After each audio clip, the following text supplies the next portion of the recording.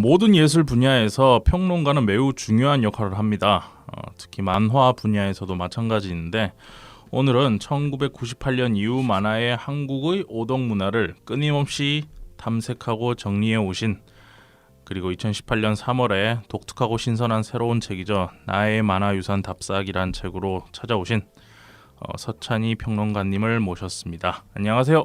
네, 안녕하세요. 만화 칼럼니스트 서찬입니다. 반갑습니다. 네. 그 SNS 상에서는 제가 자주 봬요.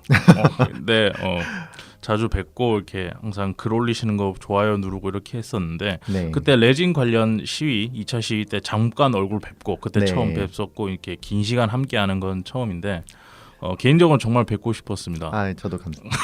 네, 감사합니다. 제가 짧게 소개를 드렸는데 만화 클래식 저희 청취자 여러분들에게 본인 소개 한 번만 부탁드리겠습니다. 안녕하세요. 만화 칼럼니스트 서찬입니다. 지금 평론가로 소개가 됐는데 저 개인적으로는 칼럼니스트라고 하는 표현으로 저 스스로를 지칭하는 경우가 많고요. 네. 98년 이후로 뭐 매체를 가리지 않고 뭐 웹이든 오프라인이든 뭐 공저서로든 이번에 단독저서로든 간에 가리지 않고 활동을 해온 사람입니다. 뭐 오타쿠고요. 좀 높여서 덕자, 네. 덕력이 깊으신 분. 다음 질문이 그거였어요. 오늘 호칭을 어떻게 정리하는 게 좋겠냐. 근데 네. 이 청취자분들께서는 그런 질문을 하실 수 있어요. 평론가랑 네. 칼럼니스트랑 뭐가 달라? 물론 이제 책에 보면은 이제 만화 평론 관련 책에 보면 이걸 분할하고는 있어요. 그래서 네네. 그거에 대해서 잠깐 설명해 주신다면 짧게. 평론가나 칼럼니스트나 어쨌든 그 만화 관련해서 글을 쓰는 어떤 매체나 문화에 대해서 글을 쓰는 사람인 건 맞는데 네네. 칼로 딱 나눌 수는 없을 수도 있어요. 영역들이 겹치니까. 그렇긴 합니다만은 평론가 같은 경우는 작가의 창작자의 세계 그리고 작가 자체에 대해서 좀 더 천착하고 깊이 파고드는 사람이라고 하면은 네네. 칼럼니스트는 그걸 빌미로 삼아가지고 작가의 작품을 빌미로 삼아서 자기 얘기를 하는 사람이라고 생각을 합니다. 좀 더 포장해서 우리 사회에 대한 얘기를 한다. 예. 그 사회를 보는 내 관점에 대해서 얘기하는 사람. 그런 점에서 보자면은 평론가하고 칼럼니스트는 좀 다르죠. 그런 부분에서는. 저는 제 얘기를 하고 싶은, 그리고 제가 보는 사회에 대한 얘기를 만화를 빌미로 얘기하는 걸 더 좋아하고 그쪽에 좀 더 특화되어 있기 때문에 스스로는 칼럼니스트라고 얘기를 하고요. 그렇군요. 그럼 오늘 칼럼니스트라고 불리는 게 더 편하시겠네요. 예, 저는 그쪽이 맞다고 생각합니다. 근데 칼럼니스트가 너무 기니까 그냥 작가님이라고 할게요. 네, 편한 대로 그러니까 해주세요. 어쨌든 네. 정체성은 본인은 그렇게 가지고 계신다. 네네. 그렇게 알아주셨으면 좋겠고 평론도 이제 작품을 평론하는 게 있고 또 작가론이라는 게 그렇죠. 설명을 드리자면 작가론이라는 게 또 따로 있어요. 그래서 작가론은 그 작가가 이때까지 냈던 작품들을 통해서 이 사람의 세계관이 어떻게 변해왔는가, 네. 어떤 세계관을 가지고 있는가 이런 것들에 대해서 얘기를 하는 거고, 말 그대로 작품 평론은 평론을 하는 거고, 또 칼럼니스트는 이제 그런 만화를 가지고 어떤 메시지가 이 사회에 전달되면 좋겠는가, 지금 네. 이슈와 어떻게 결부되는 건가 이런 걸 얘기하는 이렇게 세 가지 정도로 나눌 수 있는데 본인께서는 칼럼니스트가 편하다. 하지만 제가 길어서 발음하기 어려우니까 작가님이라고 말씀드리겠습니다. 네. 사실 작가라고 불리는 게 어색해요. 저는. 그래요? 네, 보통 이제 소위 말해서 창작자는 아니었기 때문에. 근데 칼럼니스트도 작가지 않나요? 저는 그렇게 생각을 했었는데. 그렇죠. 근데 이제 특히나 창작하시는 분들 입장에선 작가라고 하는 호칭을 창작하지 않는 사람한테 붙이는 걸 굉장히 싫어하시더라고요. 그걸 좀 오래 겪다 보니까 어쨌든 이 부분은 스킵하셔도 될 것 같습니다. 네. 어쨌든 저도 그런 마인드가 별로 마음에 안 드는데 다 작가죠 뭐. 저는 평소에 작가님이라 부르는데 어쨌든 네. SNS에서 처음 알게 된 지 한 이제 1년 반 정도 된 것 같아요. 저 같은 경우는 작가님을. 근데 전 처음에 뵙고 SNS 상에서 제 솔직한 심정입니다. 네. 20대라고 생각했어요. 화를 못 참죠. 그게 아니고 여기 사진이나 이런 거 봤을 때 너무 동안이셔서 어렸을 때 찍은 사진들 주로 쓰니까 그래요. 그런가요? 그래서 보면서 저는 저보다 어려 보이는데 좀 어린 친구가 참 많이 안다. 그 당시 느낌으로는 처음에 참 많이 안다 이렇게 생각하고 봤었는데 이제 굉장히 놀랐던 게 박석환 교수님께서 네. 만화 리뷰 쓰기라는 책을 내신 적이 네네. 있어요. 이게 2008년 책인데 네. 무려 10년 전입니다. 네네. 여기에도 작가님의 성함이 나와요. 네네. 거기에도 이제 요즘 새롭게 이제 평론 관련해서 하고 있는 신인 평론가들 중에 누구가 있다. 거기에 나오죠. 이제 서찬희 작가님 이름이 나오더라고요. 그래서 네. 깜짝 놀랐어요. 아, 이분이 덕력과 연륜이 깊으신 분이구나. 그런 생각을 했었는데 어쨌든 지금 배우면서 그때 레진 그 시위 때도 뵙고 느꼈던 거지만 참 동안이시다. 아, 감사합니다. 라는 생각이 들고 지금 40이에요. 아, 굳이 나이를 밝히지. 아니, 저는 상관없습니다. 아. 제 태어난 나이도 밝히고 그러기 때문에.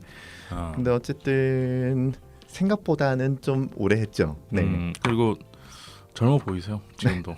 감사합니다. 저보다 더 젊어 보이시고 서찬이라는 이름이 본명이 아니라 필명인 것으로 저는 알고 있습니다. 맞습니다. 이게 어떻게 만들어진 이름인지. 그러니까 이제 글을 직업으로 쓴 거는 98년부터인데 네네. 어쨌든 소액이나마 이제 돈을 받고 쓴 거는 98년부터라고 쳐야 되겠습니다만 그 이전에도 글을 쓰고 싶다라고 생각하고 이제 그때는 이제 동호회죠. 그러니까 피스통신 내에서 이제 동호회 활동 같은 것도 하고 네네. 그럴 때 글을 쓰는 입장으로서의 나는 좀 다른 이름을 쓰고 싶다라고 네네. 하는 마음이 있었어요. 네네. 그래서 이제 본명을 버린 건 아니고 네. 그때는 본명이 싫지 않았어요. 그랬는데 그래서 이제 필명을 지었죠. 예, 원래 성씨하고도 전혀 다른 이름을 지었죠. 그럼 서찬이가 무슨 뜻입니까? 찬란하게 휘날리는 깃발이에요. 와. 네. 멋있게 지으셨네요. 네. 생각으로. 한자로 이렇게 해서 저는 그러니까 그때 당시에 그 네. PC통신에서 이제 동호회라고 하는 것도 이미 좀 한물 가고 네네. 소모임이라든지 이런 것들이 늘어나면서 그때 당시에 이미 좀 연령대가 어린 사람들이 저보다도 어렸던 사람들이 네. 활동이 늘어나면서 네네. 만화 애니메이션 캐릭터들 이름을 네. 그냥 쓰거나 했는데 보통 이제 일본식 이름들이 좀 많이 쓰는 경향들이 있었죠. 그렇죠. 그래서 그리고 이제 데뷔하시는 분들 가운데에서도 필명을 약간 좀 독특하게 지으시는 분들이 계셨어요. 그렇죠. 근데 그때 좀 감을 잡았어요. 저렇게 지으면 안 된다. 저렇게 지으면은 오래 못 간다. 흑역사가 될 것이다. 흑역사가 된다. 그래서 이제 사람 이름처럼 보이는 네. 정확하게는 우리나라 사람처럼 보이는 그런 필명을 짓는 게 낫겠다 해가지고 이름을 이렇게 지었고요. 라곤 하지만 사실 연역을 따지보면 이것도 해적판 만화의 한국식 이름 2개를 합친 거예요. 아, 그래요? 네. 서씨라고 하는 성은 그냥 선택했습니다. 받침이 없는 성 중에서 네네. 고른 거고요. 그래가지고 그때 이제 필명을 지은 건 훨씬 더 전이긴 한데 네네네. 가수 소찬희 씨 따라한 거 아니냐 라는 얘기를 많이 들었습니다만 아니에요. 예, 소찬희 씨가 저보다 더 뒤에 나왔어요. 네. 그러셨군요. 책에 이번에 네네. 내신 나의 만화 유산 답사기 374페이지에 보면은 언제부터 만화를 좋아하게 됐냐는 질문을 제법 자주 받는 편이다. 그러면 대체로 내가 드는 모범 답안은 정신 차리고 보니 이미 오덕이었다이다 라고 써주셨어요. 네. 이거를 서술을 이렇게 해주셨는데 네. 좀 더 깊이 물어보죠. 만화에 빠지게 된 계기 혹은 네. 이런 어떤 작품 때문에 빠지게 되었다 이런 것들 좀 기억나시는 거 있으신지. 근데 그 질문을 종종 받는데 네. 명확하게 기억이 안 나요. 그렇죠. 예, 그걸 명확하게 기억을 못 하겠고 다만 이미 정신 차리고 보니까 만화 되게 좋아하고 있었고 그 먹지를 대고 만화를 베껴 그리고 네네. 이런 기억납니다. 저도 열심히 했었는데. 예, 많이 베껴 그리. 저는 또 이제 바로 보고 네네. 그림에 이렇게 동선이라든지 이런 것들이 대생이라든지 이게 바로 잡히는 타입이 아니라서 그림 솜씨가 조금 못해요. 제가 좀 안 좋아요. 저도 잘 못 그려요. 그래서 먹지를 대고 네네. 종이에도 베껴 그리고 이거 코팅하고 이러면서 놀았거든요. 이때 당시에 저한테 이제 전과 만화하고 보물섬, 보물섬. 예, 그런 것들로 이제 많이 배웠고 네. 그 다음에 이제 어린이 만화 그리시던 분들이 그때 당시 이제 학습 만화 초기 원형이라고 할 수 있는 네. 원형이라기보다도 하여튼 초기형 학습 만화들 지금 Y 시리즈지만 그때는 또 예림당에서 외 시리즈였거든요. 네, 과학은 왜? 예, 근데 그거하고 그 전에 또 왕좌를 차지하고 있던 게 계몽사였죠. 네. 계몽사에서 나왔던 학습 만화라든지 뭐 이런 것들을 보면서 나도 내가 알고 있는 거 그때 당시에 뭣도 몰랐는데 알고 있는 거 저렇게 그리면 좋겠다라고 생각하면서 막 보고 베끼고 그래던 기억이 나요. 저도 제가 왜 네. 만화에 빠졌는지 기억은 안 납니다. 근데 네. 그 무수히 많은 만화들을 보면서 어느 순간 저도 이렇게 빠져 있었던 것 같아서 네네. 그래서 기억이 나시는지를 여쭤본 건데 그때 이게 막 한 20대 정도에 10대 때 어땠습니까? 물으면은 괜찮은데 이게 이미 흐릿해요. 그죠. 막 이것저것 다 봤습니다. 그리고 그때는 만화하고 애니메이션하고 구분도 잘 안 가고 그냥 막 섞어서 보잖아요. 예, 그렇죠. 그러니까 이제 애니메이션 그때 텔레비전에서 하던 거 막 미친 듯이 보고, 네, 맞아요. 디즈니 것도 보고. 맞아요. 근데 지금은 뭐 어쨌든간에 이후에 내 기억이 내 인생의 만화가 뭐냐 이렇게 물으면 차라리 이건 답할 수 있죠. 네, 그 아까 보물섬 얘기를 잠깐 해주셨는데 네네. 이게 들으시는 분들에게 이게 좀 중요한 얘기일 수 있어서 네네. 보물섬에 대해서 잠깐 얘기를 언급드릴게요. 왜냐하면 작품 그 나의 만화유산 답사기 이번 책에도 마지막 스테이지에 보물섬 얘기가 좀 나옵니다. 네, 1982년 10월 만화 전문지 보물섬이 창간됐다. 이걸 설명해. 이 책은 한국 현대 만화사라고 하는 박이나 교수님이랑 김나국 교수님께서 쓰셨던 책에 나와 있는 보물섬에 대한 이야기입니다. 1982년 10월 만화 전문지 보물섬이 창간됐다. 지난 10년 동안 아동용 교양 잡지의 가면을 쓰고 존재하던 만화 잡지는 100% 만화만을 수록한 보물섬의 등장으로 만화 전문 잡지의 시대를 맞이하게 된다.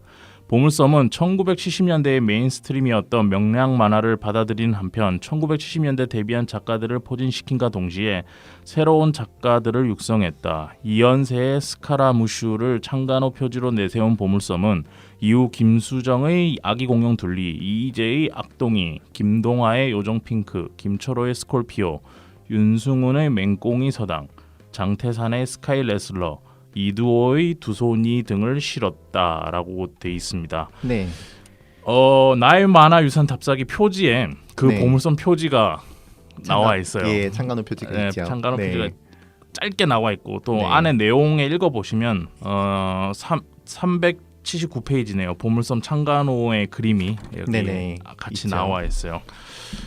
이게 그러니까는 최초로 만화 전문 잡지라고 최초인지는 모르겠지만 그 전에도 뭐 있을 수는 있죠. 대부분 있었어요. 있을 네. 수는 있으니까 하여튼 어떤 중요한 변곡점이 됐던 그 잡지였던 거는 맞고 이런 잡지들을 그 당시부터 계속 보시면서 네, 이제 자기도 모르게 점점 정신 차려보니 오덕이 되는 그런 시간을 보내셨는데 그럼 이렇게 물어볼 수는 있을 것 같아요. 당시에 그냥 좋아했는데 지금이랑 좀 시각이 다르겠죠. 그 당시엔 그냥 좋은 거니까 그냥 그렇죠. 좋은데 지금 와서 돌아봤을 때 내가 저거를 참 좋아했었던 작품 그 당시 느낌 10대 시대를 돌이켜봤을 때 그런 거 혹시 기억나시는 거 있는지 딱 떠오르는 거. 그때 당시에는 뭐 이후에는 순정 만화라든지 이런 것들을 좀 많이 봤는데 초반에 그러니까 이제 만화를 처음 접하던 시기에는 아무래도 명랑 만화 쪽을 좀 네. 봤었고 그 네. 가운데에서 팬킹 라이킹하고 네네네. 맹꽁이 서당을 좀 많이 봤어요. 그래서 특히 이제 팬킹 라이킹을 많이 베껴 그렸고, 네, 맹꽁이 서당하고 뭐 이런 거 베껴 그렸고 둘리는 위로 베껴 그리기가 좀 어렵더라라고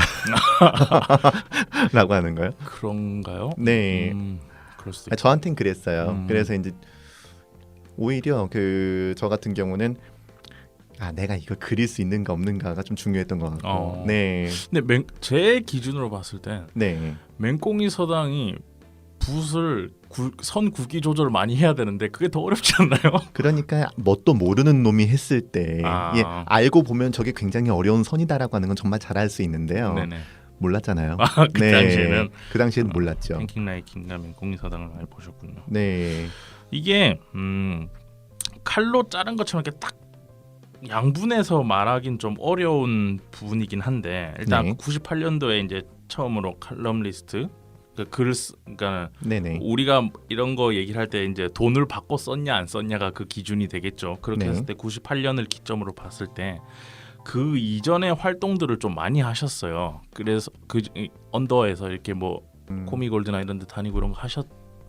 그러니까 이제 글 쓰고 이런 것들. 98년 이전에는 그러니까 만화를 워브로 삼겠다라는 생각도 없었던 시기고요. 그렇죠. 그 시기에 조금 직설적으로 여쭤보면 어떻게 하고 노셨는지 그거를 묻고 싶은 겁니다.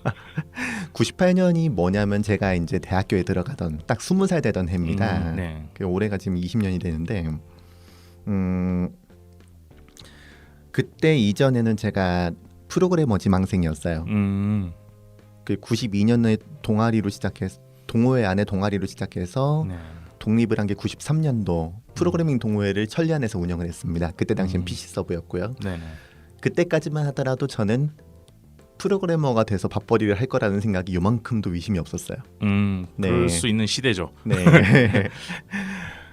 그래서 이제 프로그래밍을 하고 네네. 이제 동호회도 운영하고 하는데 동호회 안에서 이제 프로그래머 그때도 참 건방지게도 프로그래머가 컴퓨터만 하면 안 된다라고 생각을 해서 게시판 하나 글 쓰는 게시판을 만들어서 거기에서 꼬장꼬장 글을 올리기도 했었어요.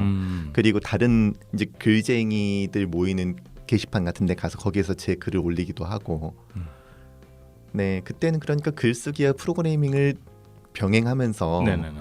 이제 만화나 애니메이션 있으면 보고 읽고 또 감상 글을 올리기도 하고 그때 내가 볼 땐 이렇다라고 하는 것을 멋대로 생각한 걸 해가지고 그때 당시에는 제가 어딜 가도 최연소에 해당하는 연령대였거든요. 예.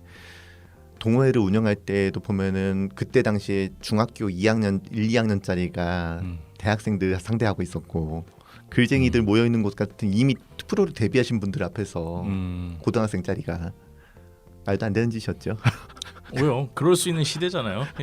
SNS 시대 초창기 지금도 그렇지만 네. 뭐 실력이 중요하죠. 제일 중요한 건. 아니 뭐 프로도 데뷔하지 않았던 때니까.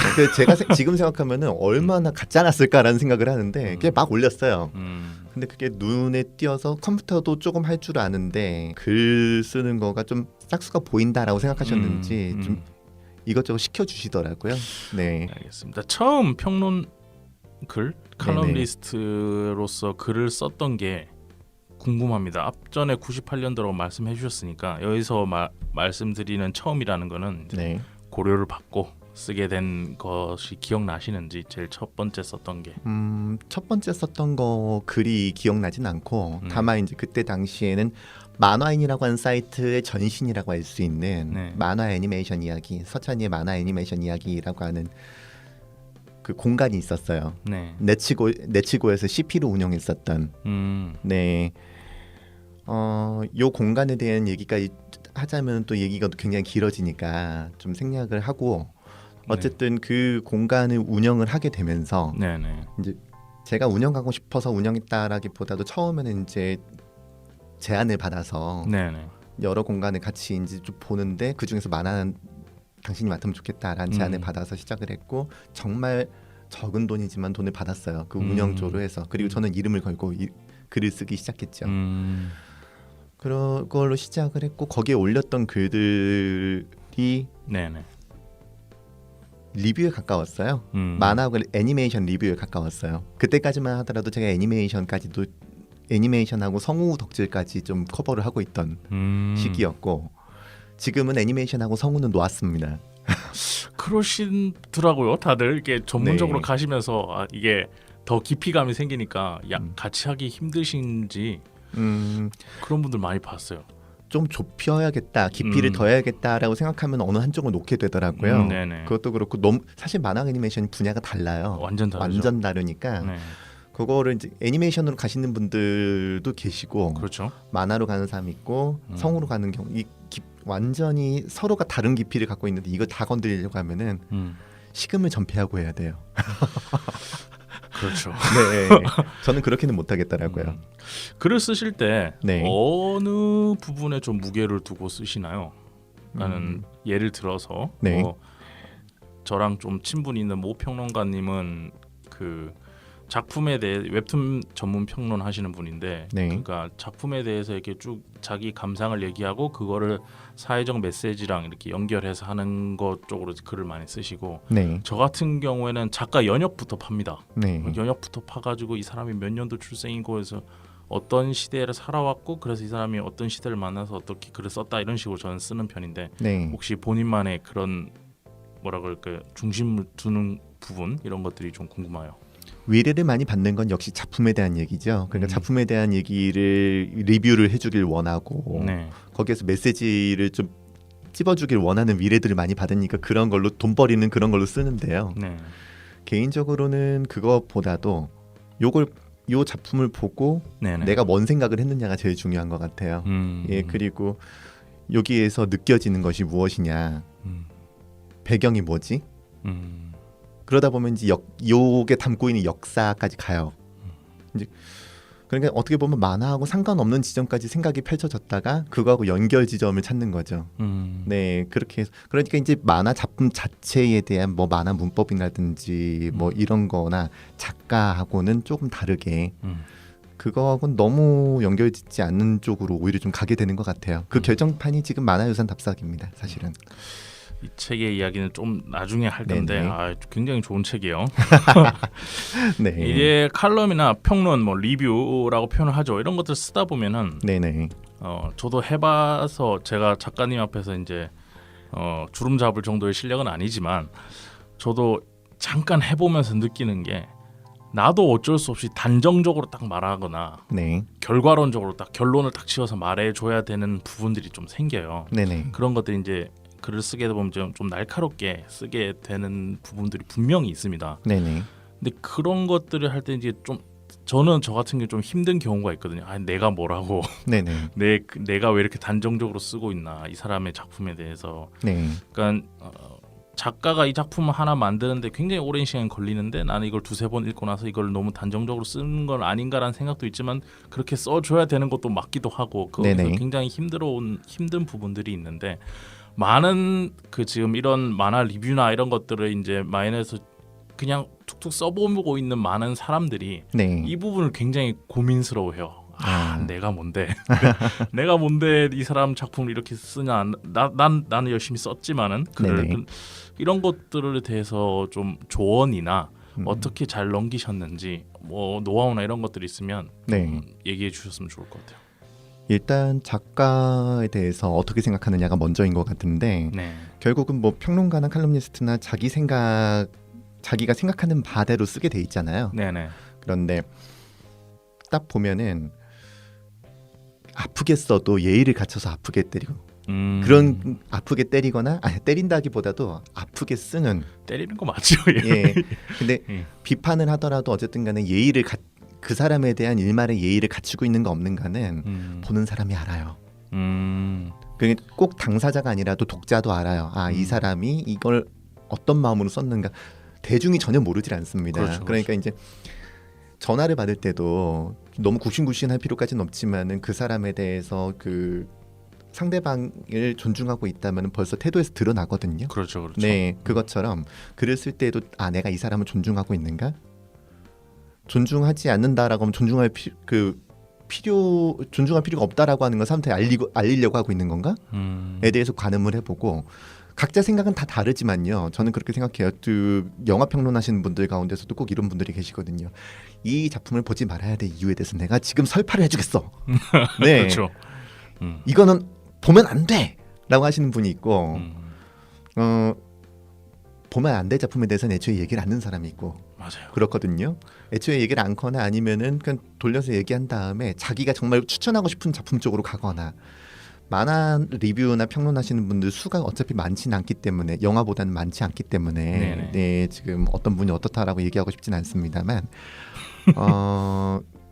제가 생각할 때에는 후자에 가깝죠. 그러니까 이제 굳이 그 예의를 갖추고 싶지 않은 상대라고 하면은 말을 않는 게 나은 편이라고 생각을 하고 저는 이건 제 생각입니다만 저도 동의합니다. 네. 그리고 기왕 쓸 거면은 내가 지금 여기에서 이걸 비판은 하겠으나 아니면 요거에 대해서 내가 이렇다라고 얘기를 하겠으나 그거에 대해서 이 사람을 싫어하는 건 아니다라고 하는 마음을 갖고 쓰면은 그게 문장에 나오게 돼 있어요. 근데 그런 마음이 전혀 없는 사람들이 추측과 말도 안 되는 발상을 연결시켜 가지고 쓴 다음에 네네. 그걸로 말미암아서 사람들의 다수를 상처 입히죠. 작가뿐만이 아니라. 네. 물론 이 생각은 들어요. 작가분들도 감수는 해야 되는 부분들이 있는 게 저도 마찬가지입니다. 이 책을 내든 아니면 뭐든 간에 공개를 한 순간부터는 네네. 대중의 몫이에요. 그렇죠. 판단하는 건 대중의 몫이고 그 판단 결과까지도 다 통틀어서 작품의 영역에 들어가는 거거든요. 네네. 이제 그 두께를 더한다. 난 두께를 더하는 사람이다. 영역의 두께를 더하는 사람이다라고 하는 자부심을 갖고 한다. 플러스 그거에 대해서 상대에 대해서 예의를 갖춘다. 거기까지만 한다라고 하면은 그렇게까지 고민할 필요는 없지 않을까. 네, 굉장히 동의하는 부분이에요. 저도 네, 굳이 나쁜 말 쓸 거면 네, 안 쓰는 게 낫고, 그렇죠. 그리고 추천하고 싶을 때 쓰는 게 맞고. 네, 이 표현 멋이네요. 나는 영역의 두께를 더 많은 사람, 예. 더 만들어 주는 사람이다. 네, 오늘 많이 배웁니다. 그래도 이런 부분도 또 있을 것 같아요. 아무래도 이쪽 분야에서 계속 하시다 보면은 아는 작가, 친한 작가들이 생기기 마련입니다. 뭐 아니시라고 할 수도 있겠지만 네네. 생기기 마련인데 그런 분들의 작품 평론을 써야 될 때, 그런 부분 작품 가지고 글을 써야 될 때 이게 네. 친분 때문에 제대로 안 써지거나 네, 친분 때문에 괜히 좀 더 좋게 평소 가지고 있는 생각보다 더 좋게 쓰게 되거나 이런 것들에 대해서 다른 작품에 대해서 글을 쓸 때보단 덜 날카로운 자세로 좀 친분 때문에 더 해야 될 말을 못 하거나 네. 이런 경우도 있었을 것 같은데 그런 부분을 어떻게 해결하셨는지 혹시 그런 것들에 대해서도 좀 얘기해 주실 수 있을까요? 사람들이 오해를 좀 많이 하는 게 사람들이 저한테 물어요. 친한 작가가 누구야? 저 사람하고 친해? 라고 할 때 저는 그 지점에서 명확하게 대답을 해본 적이 없어요. 얼마 전에 SNS에서도 비슷하게 적었는데 그거 보고 말씀드리는 거예요. 예. 저는 친하다. 당사자들은 서찬 씨 나하고 친한 거 아니야라고 섭섭해할 수는 있는데요. 대체로 동일한 거리를 두고 전 존중하는 대상 정도에서 크게 벗어나지 않는 선을 유지를 해오고 있거든요. 네. 그러니까 나이 드신 분들이야 뭐 이제 반말을 하시기도 하고 그렇습니다만은 기본적으로 거리를 어느 정도 유지를 하고 있고 네. 그리고 친하다. 저는 어쨌든 간에 막 대놓고 까는 글을 쓴 적은 없어요. 누구에게나. 그 어느 작가 거는 보지 말라고 한 적이 없어요. 그렇기 때문에 관계를 일로 만나거나 그런 사람의 그런 사람에 대해서 글을 쓴다 하더라도 어차피 비슷하게 썼어요. 네, 그러니까 평소에 나 이 작가 잘 알아, 친해라고 생각하지 않는 게 오히려 유효한 것 같고요. 네. 그리고 친하다라고 하는 것 자체가 굉장히 주관적인 관점이라서 내가 이 사람하고 전화통화 몇 번 해보고 직접 만나보고 밥도 같이 먹었어 라고 하는 게 친분의 증거가 되진 않거든요. 네, 저도 처음에 우리 서찬희 작가님이 SNS 활동하시는 거 이런 거 보고 이 사람이랑 얘기를 좀 많이 해보고 싶다라는 네. 생각을 좀 했었는데 언제부터 딱 드는 생각이 이 사람이 그러니까는 좋은 의도로 약간 거리를 두고 사람들이랑 얘기를 하는구나라는 게 느껴졌어요. 네, 그래서 그게 왜 그럴까 어떤 것들을 좀 고민을 뭐 많이 하진 않았지만 왜 그럴까라고 생각해봤었는데 그게 얼마 전 SNS에 글을 쓰신 걸 보면서 이제 느꼈죠. 이유가 있구나. 네, 그래서 이 사람이 뭐 나쁜 의도로 뭐 일부러 싸가지게 하려고 그러는 게 아니고 어떤 그런 선한 의도가 있고 그게 이제 몸의 습관처럼 배어 있으신 분이구나라는 걸 느껴서 네. 이 자리를 빌어서 한번 여쭤봤습니다. 웹툰 우리나라에서 만화는 일단 크게 네. 양분하자면 웹툰이랑 출판 만화가 있어요. 근데 네네. 이 두 개가 다 만화인 건 맞지만 그렇죠. 둘 다 이제 연출 방법이나 그리고 스토리텔링이나 이런 게 굉장히 많이 다릅니다. 그렇죠. 이런 것들 관련해서 리뷰를 쓰실 때 네. 이 질문을 미리 저만 준비를 해온 질문들인데 아까 계속 걸리네요. 초반에 저는 칼럼니스트라고 생각하고 있어요라고 했는데 자꾸 리뷰 관련해서 질문을 들어서 좀 그렇긴 한데 아유, 하는 영역 일의 영역이기도 네, 하니까요. 네. 네. 딱히 이 그러니까 장르라고 할까요? 웹툰과 출판 만화에 제작돼 있는 다른 방식의 만화들을 관련해서 리뷰를 쓰실 때 네. 어떤 좀 염두를 해두는 기준점이나 이런 것들이 좀 있을까요? 오늘 방송에서 이런 것들을 좀 질문 드리는 이유는 네. 혹시 지금 만화 평론이나 만화 관련해서 칼럼니스트나 작가론을 쓰시는 분들이 잘 없어요. 네. 네. 많이 없고 계셔도 이제 좀 연배가 있으신 분들이 있고 저희 또래나 저희 밑에 또래에서는 진짜 거의 없거든요. 그래서 혹시나 그런 것들에 대해서 관심 있으신 분들을 위해서 네. 어느 정도의 조언이다. 네. 그러니까 꼭 이래야 돼 이런 게 아니고 어느 정도 조언이라는 생각으로 제가 이런 질문들을 좀 준비한 거니까 얘기를 해주시면 좋을 것 같아요. 뭐 큰 차이가 분명히 있죠. 작법이라든지 읽는 방식이라든지 그리고 칸을 배분하는 방식이나 읽는 속도를 어떻게 제어할 것인가 이런 부분에서 워낙에 큰 차이들이 있기 때문에 다른 매체다. 어떤 분 같은 경우는 웹툰은 만화가 아니다 라고 말씀하시기도 해요. 아예 다른 매체라고. 저는 동의하지 않습니다만 그분이 그분들이 그런 말씀을 하시는 이유가 뭔지도 알긴 하죠. 저 그분 누군지 알 것 같아요. 비판하는 건 아니에요. 네네. 생각이 완전 다른 거니까. 네. 그런데 어쨌든 웹툰도 만화의 일종으로서 만화의 한 분파로서 그걸 칸과 캐릭터와 대사 그리고 이제 칸과 칸 사이의 간격이라든지 이런 종류의 얘기 그 배치에 따라 가지고 작가가 하고 싶은 얘기들을 하는 거잖아요. 네네. 그게 만화가 어떤 구성으로 되어 있다라고 하는 아주 극단적으로 기본적인 부분들 있죠. 극단적으로 기본적인 부분들 그리고 그것을 통해 가지고 읽는 게 어떻게 독자들한테 읽히는가 이런 거에 대해서 철저하게 독자 입장에서 어떻게 읽히는가만 좀 알 수 있으면 그 다음부터는 이게 차이가 있다 하더라도 결국은 만화라고 하는 관점 안에서 네네. 소화가 되거든요. 일일이 계산하면서 보는 사람은 극히 드물어요. 그렇죠. 네. 그리고 작가가 독자의 생각이나 아니면 독자의 그 읽는 방식을 제어하려고 애를 쓰는 건 분명히 있고 그거는 작법의 영역이거든요. 네. 작가의 영역이죠. 작가들은 그렇기 때문에 그 부분에 대한 연구를 공부를 해야 된다고 생각을 해요. 근데 독자가 그걸 일일이 공부할 필요는 없거든요. 그렇죠. 네. 그러니까 관련해서 글을 쓰시는 분들 같은 경우는 연구자 레벨까지 그걸 다 완전히 공부할 필요까지는 없을지 몰라도 네네. 무엇이 만화의 문법인가에 대해서는 알고 그 다음에 독자가 계산하지 않더라도 이걸 봤을 때 어떻게 읽는가에 대해서 고민을 하고 독자 입장에서 네. 이걸 한 6대4 정도로 그러니까 독자 입장에서 6 정도로 해가지고 섞어서 보고 있으면은 그 다음은 뭐 눈이 해결해주지 않을까 라는 생각을 합니다. 결국 리뷰라든지 평론이든지 아니면 작가론이라든지 이런 거 했을 때는 어떻게 읽었나가 문제거든요. 스토리하고 네. 저는 그렇게 생각해요. 결국 이제 만화가 뭐냐라고 하는 지점에서 합의를 이뤄낸 다음에 그 다음에 베리에이션이나 변용이라든지 그런 것들을 좀 확인을 할 수 있으면은 해결되는 문제 아닐까라는 생각이 돼요. 네.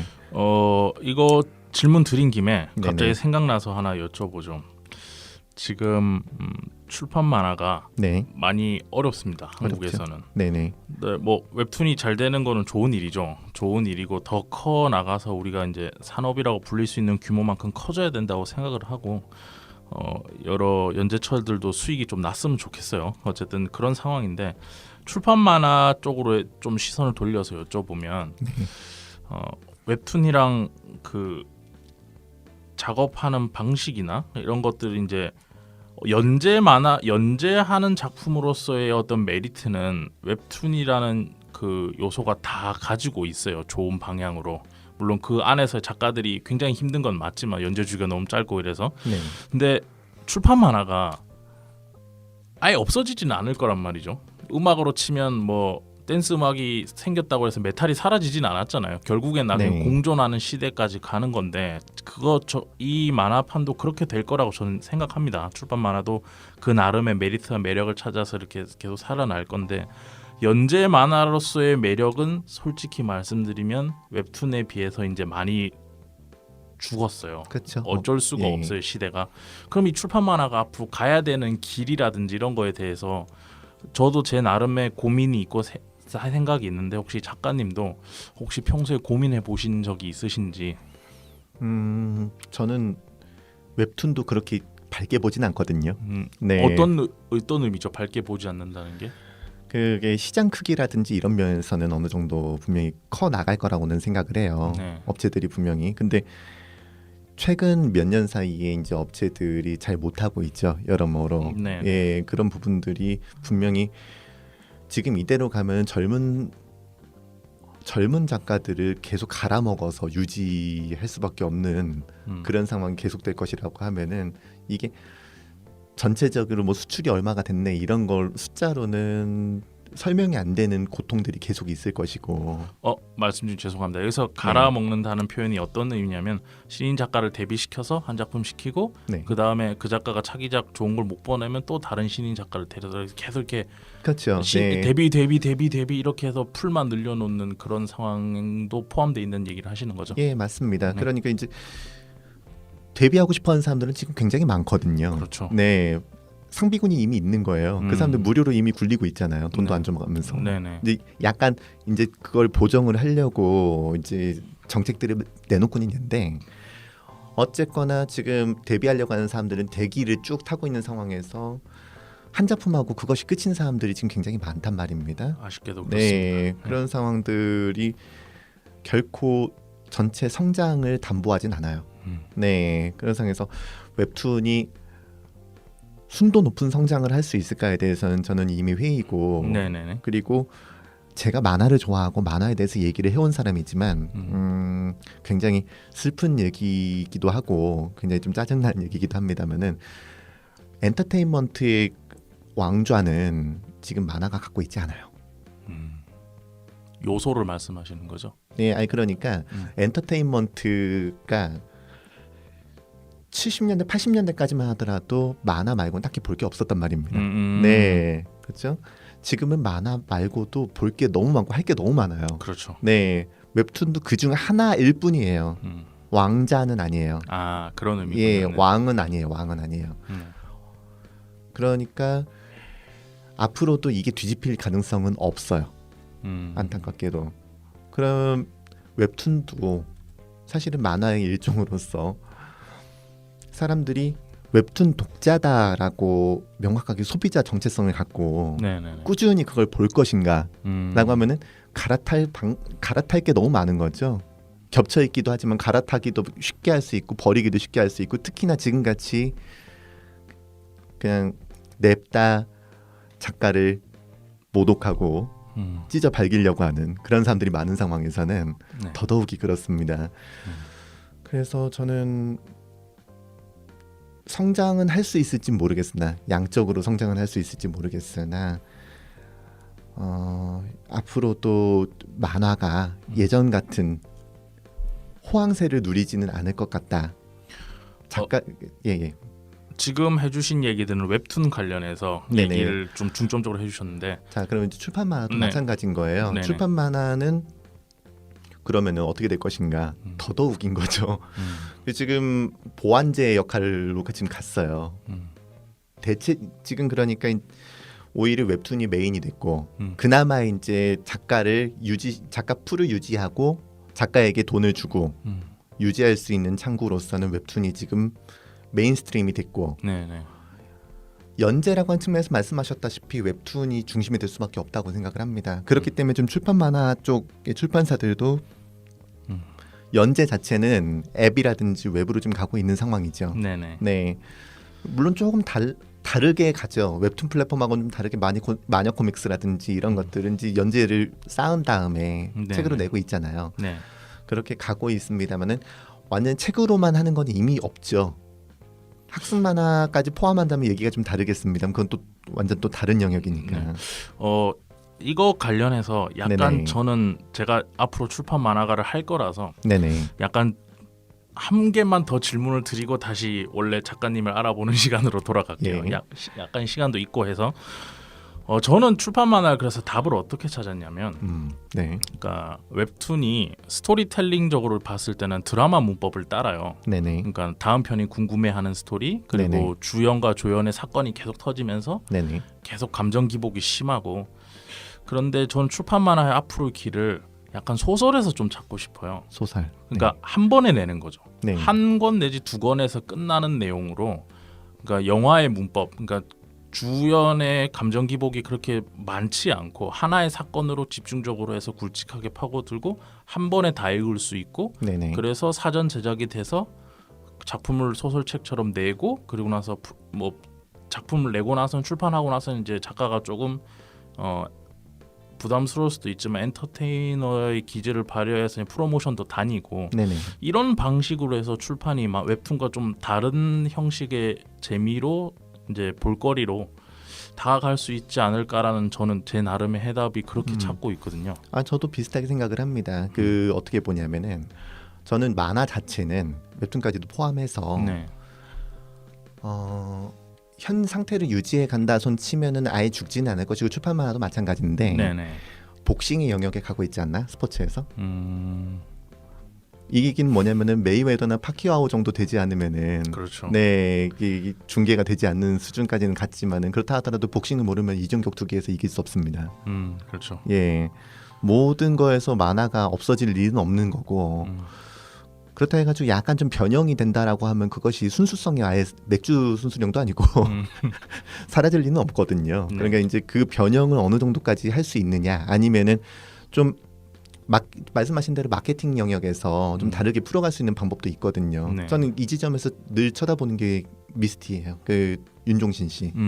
네, 윤종신 씨 같이 이제 방송인 노릇을 하면서도 꼬박꼬박 내잖아요. 네. 음원도 내고 음원도 한 달에 한 번씩 내면서 라디오스타 가서 막 떠들고 있고 CF도 넣고 이건 엔터테인먼트 기질을 발휘해서 어쨌든 간에 자기 광고를 하고 네. 근데 자기 거는 또 갖고 있는 거거든요. 그렇죠.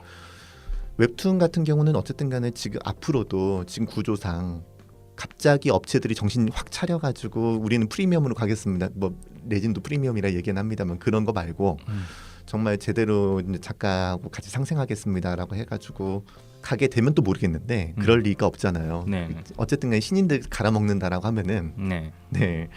그 갈아먹힐 수도 없는 종류의 사람들이 분명히 있거든요. 그런 사람들이 이제 말씀하신 대로 사실 그게 비슷해요. 단권 단위로 아니면 짧은 권 단위로 해가지고 자기 작품들을 내놓고 직접 프로모션을 할 수 있는 단계로 책으로밖에 못하는 것들이 분명히 있어요. 그리고 웹툰에서 못할 필요는 없습니다만은 플랫폼에서 받아줄 수가 없을 것 같은 주제들도 분명히 있거든요. 안 팔리니까. 네, 안 팔리기도 하지만은 사회성 짙은 르포 같은 거는 누가 그걸 해주겠어요. 네, 그런 거는 직접 독자를 만날 수밖에 없거든요. 네. 그러니까 이제 직접 독자를 만날 수 있는 형태의 작품들, 만나야만 하는 종류의 작품들을 내놓고 그걸 어떻게 팔 것인가에 대한 고민들이 지금 이제 출판 쪽으로 가겠죠. 그렇군요. 네. 그냥 제 생각을 한번 여쭤보고 싶었어요. 네. 이 부분에 있어서는 저는 뭐 궁극적으로는 만화 자체는 복싱의 영역으로 갈 것이고 이미 그렇게 되어가고 있다고 보는데 그걸 뭐 슬프거나 노여워할 필요는 없지 않나? 라는 생각을 해요. 어쩔 수 없는 시대가 바뀌는 거니까. 그러면 네. 이제 돌아가서 네네. 긴 다른 얘기를 잠깐 했었고 이제 긴 얘기를 했었는데 또 이제 질문을 드려볼게요. 예전에 저는 이제 제가 원래 영상 애니메이션과를 나왔어요. 네네. 졸업은 못했지만 어쨌든 거기에서 공부를 할 때 느꼈었던 건데 어느 순간부터 제가 영화를 볼 때 계산을 하고 있더라고요. 이 컷은 왜 저러? 그러니까 순수하게 그냥 영화면 와 재밌다고 즐기면 되는데 얼마 전에 네. 레디 플레이 원 보는데도 그건 그냥 즐기라고 만든 영화인데 보면서도 저거를 왜 카메라를 저렇게 뒤집고 했을까 막 이런 걸 생각하면서 보더라고요. 네. 그래서 굉장히 참 슬프다 스스로한테 좀 비참한 때도 있고 네. 직업이 그런 거다 보니까 그런 느낌을 받은 적이 있는데 작가님한테 드리고 싶은 질문은 이거예요. 내가 만화를 보고 글을 쓰는 게 아니라 글을 쓰려고 만화를 보고 있구나라는 느낌. 그런 거 혹시 받으신 적 있는지? 자주 받죠. 음, 의뢰를 받았는데 작품이 지정돼서 와요. 이걸 해야 된다라고. 그렇죠. 제가 지정을 하는 게 아니라 이걸 해주세요 하고 와요. 음, 도무지 동감도 안 되고 이걸 그래서 저는 싫은 거를 얘기하고 싶지 않아요. 그렇죠. 그리고 이제 그렇게 해달라고 하는 거는 하다못해 주례사라도 해달라는 얘기인데 도무지 좋은 얘기를 해줄 수 없는 종류의 작품들이 있거든요. 네. 그거에 대해서 얘기를 꾸며야 될 때 음, 힘들죠. 네, 특히나 이거를 어쨌든 간에 좋은 얘기를 써가지고 내보내야 된다라고 하는데 도무지 말이 안 나오는 경우들 같은 경우는 왜 이거 선택권을 나한테 주지 않을까? 작품 선택권을 나한테 주지 않을까? 근데 어쩔 수 없어요. 돈은 벌어야 되니까. 이럴 때 좀 힘들기도 하죠. 네. 그렇군요. 그런 경우에는 반려하시는 반려라는 표현이 맞나? 다른 걸로 하겠습니다라든지 이런 적은 있으신지? 극히 드물죠. 네, 뭐든 간에 해내는 게 프로라고 생각은 하고요. 도무지 안 되겠으면 정말 도무지 안 되겠으면은 합의를 통해서 갈긴 하는데 극히 드물고요. 뭐 대체로 그런 걸 얘기할 때 담당자가 결정권자인 경우는 극히 드물어요. 그렇죠. 네, 그럼 한국에선 더더욱. 예, 네. 그러면 담당자를 붙들고 짤짤짤 해봐야 아무 소용이 없습니다. 그럼 어떻게 해야 돼요? 그냥 해야죠. 네, 이제 출판하셨던 책 이야기로 넘어갈 건데 네네. 그 전에 약간 사적인 부분을 영역을 섞어서 질문 마지막으로 하나 드릴게요. 지금까지 이제 칼럼니스트나 이제 평론가로서의 이제 개인적인 활동이나 어떤 방식의 주제 의식, 문제 의식 이런 것들에 대해서 여쭤봤는데 네, 그거에 대한 마지막 질문입니다. 결혼을 하셨고 네네. 그리고 페이스북에서도 활동을 잘 보고 있어요. 이런 경우를 좀 본 적이 있어요. 그러니까 결혼하기 전에 굉장히 날카로웠는데 결혼하고 육아를 하게 되면서 사람 자체가 이제 처한 환경이 유해지면서 이제 글의 분위기나 이런 게 바뀌는 경우도 네네. 종종 있습니다. 그게 나쁘다는 게 아니고 본인이 봤을 때 그런 결혼이나 육아 전에 쓰셨던 글이나 네. 지금 글을 봤을 때 좀 바뀐 부분이라든지 아니면 뭐 지금도 비슷하게 쓴다든지 그런 부분들에 대해서 좀 생각을 해보신 적 있으신지? 당연히 바뀐다고 생각을 해요. 그러니까 이제 사람이 연애를 할 때나 연애를 하기 전에와 연애를 한 경우 그리고 혼인을 한 경우 그 다음에 애를 낳은 경우는 각자가 다른 사람이에요. 그렇죠. 아예 다른 사람이에요. 사는 세계관 자체가 다른 사람이에요. 이게 똑같은 사람이라고 하면 그 사람이 같이 살고 있는 사람에 대해서 어떻게 생각하고 있는가를 한번 점검해 볼 필요가 있다고 생각해요. 서로 완전히 다른 세계관을 지니고 있는 사람하고 같이 있어야 된다는 건데 당연히 바뀌거든요. 네네. 그렇기 때문에 그 이전의 저와 지금의 저 그리고 이제 왜 층위가 있잖아요. 지금 말씀드린 데 단계가 있잖아요. 네네. 단계별로 변했던 저에 대해서는 당연히 다른 사람이라고 생각을 합니다. 그때 그렇게 송곳 같던 인간이 앞에 가지고 해시리시를 거리고 있다라는 얘기도 자주 들었어요. 저도 조금 더 이제 20대 때 저를 봤던 사람들 같은 경우는 칼 들고 다니는 분위기로 저를 인식하고 계신 분들도 있어요. 날카로웠다. 네, 이게 송곳도 아니고 너는 칼 들고 있었다라는 식으로 얘기하시는 분들이 계신데요. 지금은 안 그렇죠. 네, 뭐 그때하고 지금하고 분위기가 유해졌다라기보다도 당연히 이제 세상을 보는 방식 자체가 조금씩 달라졌기 때문에 그렇죠. 예, 근데 그것이 무조건 좋다, 무조건 나쁘다 이런 차원의 문제가 아니라 당연히 변했으니까 그렇게 얘기하고 있고 그 이전에 내가 틀린 건 아니었습니다. 맞아요. 예, 그때 그 연령대 그리고 그때 연애를 안 하거나 아니면 혼인을 안 했거나 했을 때의 그 감성을 지닐 수 있는 사람들은 또 그 세대에 다 있거든요. 그렇죠. 그러니까 저한테 그때 왜 그랬는데 지금 안 그러냐라고 만약에 물으신다면 대기하십시오 라고 할 수밖에 없는 거예요. 아직 젊으신 대기하세요. 저는 이미 인간이 버렸어요. 어쩌겠습니까? 이렇게 되는 거죠. 네. 뭐 앞서 말씀하셨듯이 다른 사람이 굳이 네. 그 사람의 인생에 대해서 관여할 필요는 없으니까 네. 뭐 사회적 무리나 피해를만 익히지 않는다면 제가 그리고 궁극적으로 또 드리고 싶은 이 부분에서의 마지막 질문은 그거였어요. 지금의 모습이 네. 당연히 변했다고 생각하시는 지금의 모습이 마음에 드시는지 스스로가. 살이 좀 많이 찐 거 빼고는 그거는 새우는. 예. 알겠습니다. 지금 눈앞에 보고 계신 게 한창 때 저보다 한 20kg 정도가 찐 상태예요. 한창 때의 모습을 제가 봤어요 사진으로. 예. 굉장히 날카로우시더라고요 그때는. 물론 그게 살이 한 10kg 정도만 쪘으면 좋겠는데 20kg 정도가 쪄가지고 인간이 완전 돼지가 돼 있거든요. 제 앞에서 그렇게 얘기하시면 어떡합니까? 아니 그래서 네. 아유 이것만 빼면 좋아요. 지금의 모습이 자연스럽고 마음에 드신다. 네. 알겠습니다. 지금 오늘 책이 새로 나의 만화 유산 답사기란 책이 나와서 이렇게 네네. 제가 모실 수 있는 기회와 영광을 얻었는데 이제 책을 내셨던 이야기들로 좀 넘어가 보죠. 네. 저는 만화 규장각에서 냈던 2010년에 제작했던 책입니다. 한국의 만화가 1, 2권에 공동 저자로 참여하신 게 처음인 줄 알았어요. 네.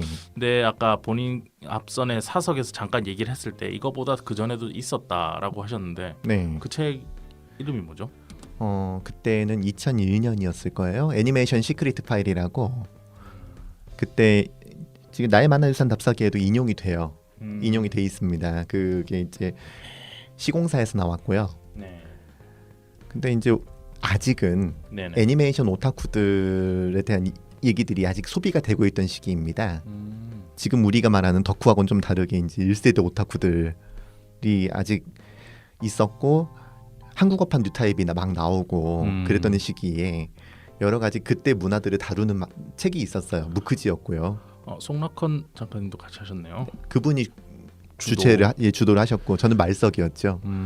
근데 거기 1세대로 소개가 됐습니다만 엄연히 말하면 저는 2세대고요. 네. 그냥 그때 당시에 글 쓰는 사람들을 모으다 보니까 제가 끼어들었는데 네네. 감사하게도 초대를 해주셔서 네네. 거기 말석에 꼈습니다. 15명 중에. 지금은 구할 수 없는 레어템이에요.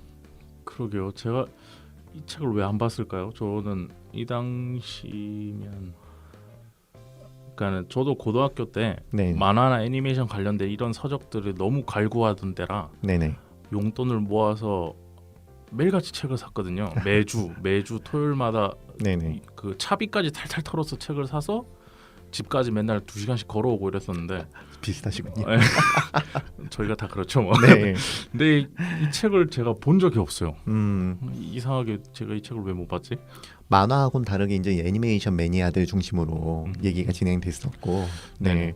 그럼 이 책을 내시고 그 다음은 이제 한국의 만화가 1, 2권이 그 다음 책인가요?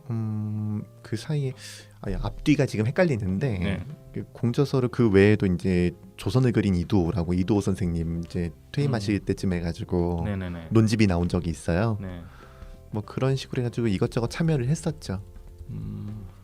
그래서 그때 참여를 했었고 네. 이게 공저서로 이런저런 것에 참여를 했었는데 이제 공저서는 사실 잘 안 치거든요. 아 그래요? 네, 공저서는 이게 필자들 사이에서나 아니면 이제 업계에서 얘기할 때 명함으로 쓸 수가 없어요. 네. 그런 게 있어. 다 같이 열심히 쓴 건데. 그래서 저는 이제 단독 저서를 네. 굉장히 갈구를 하고 있었고 사실 대학교 다니던 시기에 책을 내려고 준비하고 계약도 했었어요. 출판사가 망하면서 같이 망했지만 원고를 쓰고 있었는데 그때 이제 날아갔고요. 네, 그거를 지금 다시 준비를 하고 있습니다. 네, 이게 조선 그린 이두호라는 책은 2008년에 나왔네요. 네네. 2008년에 이것도 공저로 나왔고, 네, 공저. 한국의 만화가 1, 2권은 2010년에 나왔고, 그게 한 거는 그 이전에 네이버 캐스트에서 먼저 진행을 했었고 그걸 묶어서 낸 게 이제 그 단행본이에요. 그럼 이걸 질문을 분할해서 여쭤봐야겠네요. 원래 질문은 이거였어요. 책이 내 이름이 적힌 책이 처음 나왔을 때 네, 느낌이 어땠냐를 여쭤보려고 그랬는데 이 질문은 나중에 뒤에 단독으로 책이 나왔을 때 어땠는지 또 물어보겠습니다. 지금은 네네. 이제 공저, 네, 공저들이 같이 나와 책이 딱 나한테 오잖아요. 네네. 작가한테 몇 권 주잖아요. 딱 네네. 왔을 때 느낌이 어떠셨는지. 공저로 나왔을 때는 어쨌든 간에 책에 내 이름이 찍혔다라고 하는 거에 감회가 굉장히 새로웠고 좋았지만 빨리 단독 내야 되는데라고 하는 게 더 무거웠고요. 왜냐하면 저는 일찌감치 굉장히 그 단독을 내려다 실패한 사람이잖아요. 그래가지고 빨리 내야 되는데 빨리 내는데 어떻게 이제 방법을 모르겠는 거죠. 음. 방법도 모르겠고 맞아요. 그거 어려워하시는 분들 많아요. 네. 뭐 지금은 어쨌든 간에 원고를 책 한 권 분량을 써가지고 짊어지고 다녀야 된다라고 하는 거는 아는데 그때 당시에는 까마득한 거죠. 네, 먹고 살기 바빠 죽겠는데 까마득한 거죠. 그래서 감회가 굉장히 남다르기도 하고 이렇게 그래 이렇게 쌓아가는 거지 뭐라고 생각하는 것과 더불어서 도무지 아유 빨리 해야 되는데 그러고도 10년 넘게 걸린 거죠. 네, 10년 가까이 걸린 거죠. 저는 처음 제 이름 찍힌 책 나왔을 때 네, 그 원고 쓰던 시기가 너무 힘들어서 네네, 별 그게 없더라고요. 막 엄청 좋을 줄 알았는데 저는 그냥 에세이 책을 한 권 냈었는데 네네, 작업을 할 때 거의 3달인가 4달 동안 제가 담배를 한 갑을 사면 한 2주를 피거든요. 그래 네네. 하루에 한 대씩밖에 안 태우는데 그때 하루에 2-3갑씩 피면서 했어요. 그래서 그게 탁 떠오르면서 꼴도 보기 싫더라고요. 개인적으로는. 그 심정 알아요. 네, 그래서 그랬었는데 그러다가 이제 네. 작가님 2017년에 키워드 오덕학이란 책이 네네. 드디어 단독으로 단독으로. 서찬휘란 이름을 가지고 단독으로 나왔습니다. 이 당시에는 저랑 이제 SNS로 연결돼 있어서 네네. 그때가 기억나요. 당분간 신작 홍보 기간으로 매일같이 홍보글을 좀 올리겠습니다. 네. 양해를 부탁드립니다. 이러면서 정말 매일같이 올리시더라고요. 정말 매일같이 그랬죠, 올리셨는데 그랬죠. 네. 이번 때도 그랬죠? 예, 이번에는 약간 끊어져 있다가 제가 예. 아이디를 바꾸면서 다시 그렇게 돼서 네네. 이때 이제 앞전과 똑같은 질문입니다. 이제는 단독 저서가 나온 네. 거예요. 나왔을 때의 기분과 느낌. 뛸 듯이 기뻤죠. 음. 기쁨과 더불어서 이번 책도 마찬가지지만 그때가 너무 어려웠던 시기예요. 애가 막 태어났죠. 네, 그래서 아이고. 애가 태어난 지 이제 첫 돌이 되기 직전에 이제 책이 나왔으니까 네. 그쯤 직전이 아니라 그 시기 맞춰가지고 나왔어요. 사실상 네네. 그런 상황이고 원고 쓰는 것도 너무 힘들었고 근데 이게 키워드 오덕하게도 기재는 돼 있습니다만 이게 연재가 되다가 중단되는 원고예요. 네. 네, 그래가지고 모처에서 연재가 진행되다가 중단이 된 상태에서 그걸 이어서 끝을 냈기 때문에 다쳤던 애를 치료해가지고 가까스로 내놓았다라고 하는 그 감정 때문에 네 어떻게든 살려냈다. 그 기분이 더 컸던 것 같아요. 그리고 이제 뛰듯이 기뻤다라고 하는 것도 20대 때하고는 다르게 좀 내 가족을 먹여 살릴 수 있어 이런 느낌. 아니요 책 가지고 먹여 살릴 수 있다는 생각은 못했고요. 예 어차피 책 인세가 그렇게 잘 나오는 건 아니잖아요. 그렇죠. 창작 말을 바꿔서 그러면 네네 이 책을 팔아서 맛있는 거 하나 정도는 더 먹일 수 있어 이런 느낌. 예 뭐 그렇기도 하고 어쨌든 이 책으로 하나를 제 머릿속에 있던 거 하나를 정리를 했다. 네. 그럼 공감합니다. 예, 하나를 이제 매듭을 지었다라는 생각 때문에 기뻤던 것 같아요. 이 같은 출판사네요. 네, 나의 같은 만화 출판사예요. 유산 네. 답사기랑. 그럼 키워드 오덕학이란 책 네네. 어떤 내용인지 간략하게. 키워드 오덕학, 오타쿠학이 아니라 오덕학인 이유는 이게 오덕을 다루고 있기 때문입니다. 즉 다시 말해서 오타쿠라고 불리는 부류에서 나름대로 진화를 했죠. 한국형으로. 네. 한국에 지금 살고 있는 사람들이 오덕이라 불리는 그 부류들 사이에서 돌아다니는 그 키워드들이 있어요. 잘 이해를 못한 채로 그냥 쓰는 경우도 있고 잘못 전달된 경우도 있고 이제 그 내용들에 대한 거를 한번 좀 정리를 해본 거죠. 네, 13꼭지로 해서 그냥 다시 말해서 우리나라에서 돌아다니고 있는 오덕에 대한 얘기, 오덕과 그 오덕 사이에 돌아다니는 키워드들에 대한 얘기입니다. 웹툰, 오타쿠, 코스프레 등등등부터 쭉 해서 서브컬처까지 네네. 13개로 나누어져 있네요. 네. 이 책은 2017년 1월이었던 것 같은데 1월이군요. 2017년 1월에 나왔고 네, 정확하게는 2016년 12월 26일에 나왔고요.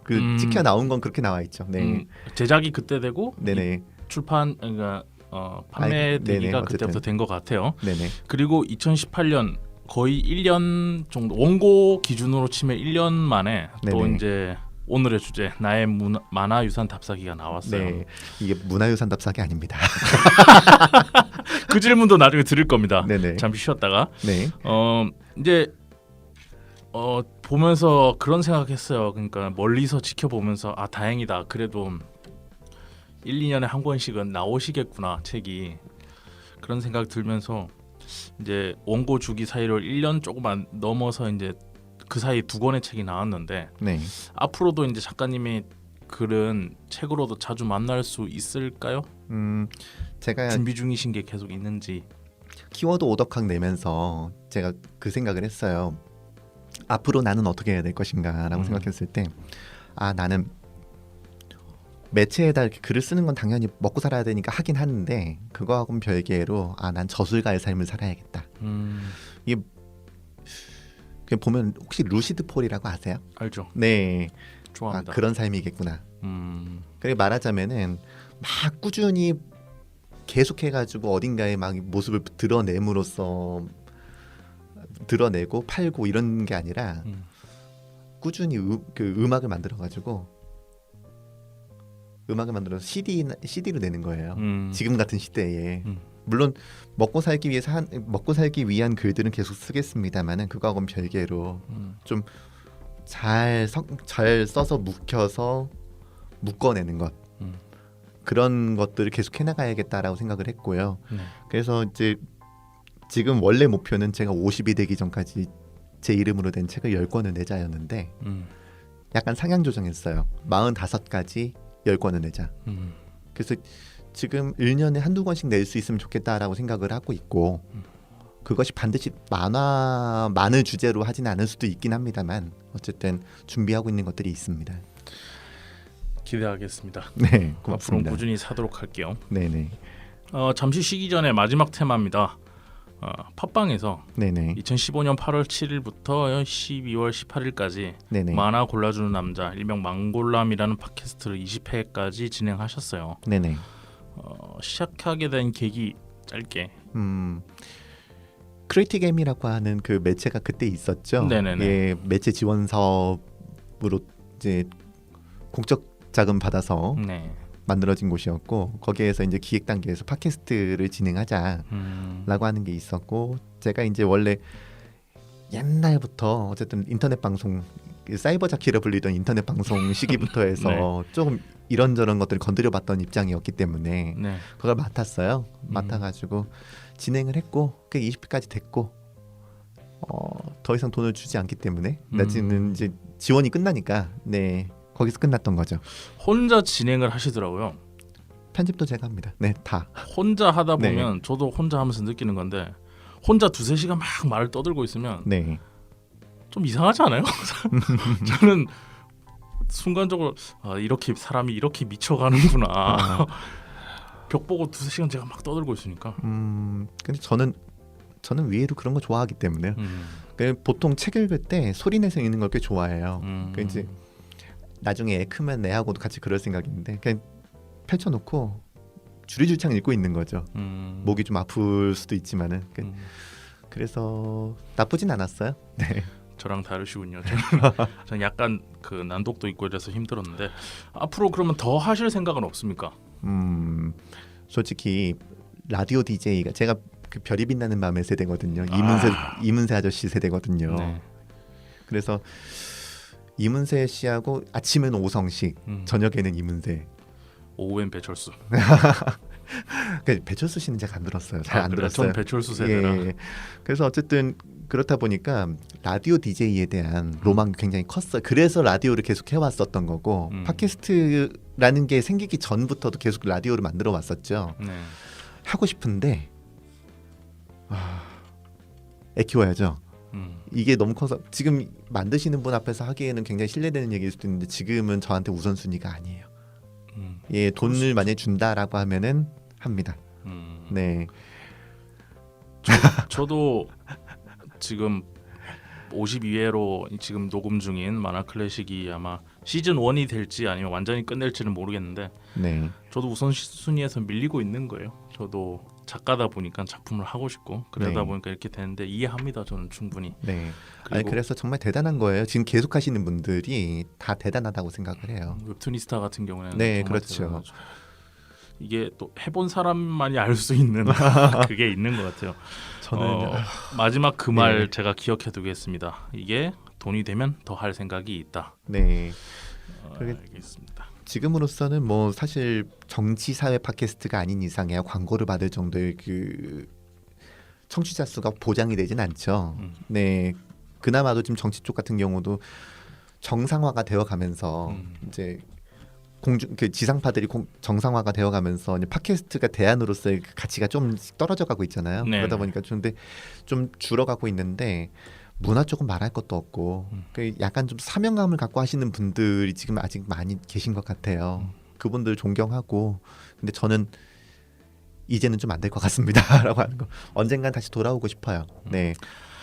알겠습니다. 네. 서찬희 작가님에 대해서 집중적으로 한번 알아봤고요. 네. 그리고 잠시 쉬었다가는 이번에 나온 책이죠. 나의 만화 유산 답사기.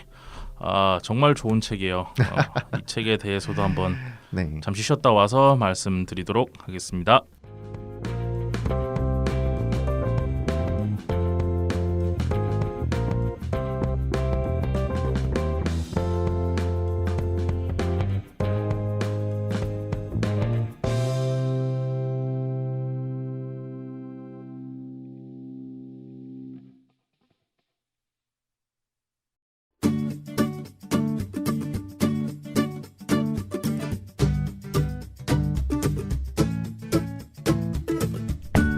여러분께서는 지금 진지한 만화 이야기 성인수의 만화 클래식을 듣고 계십니다.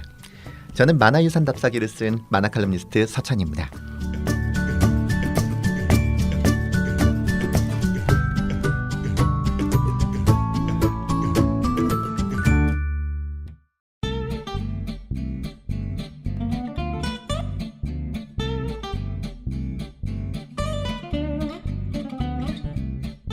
자, 잠시 쉬고 돌아왔습니다. 오늘은 나의 만화 유산 답사기란 책으로 다시 찾아오신 서찬희 작가님 모셨습니다.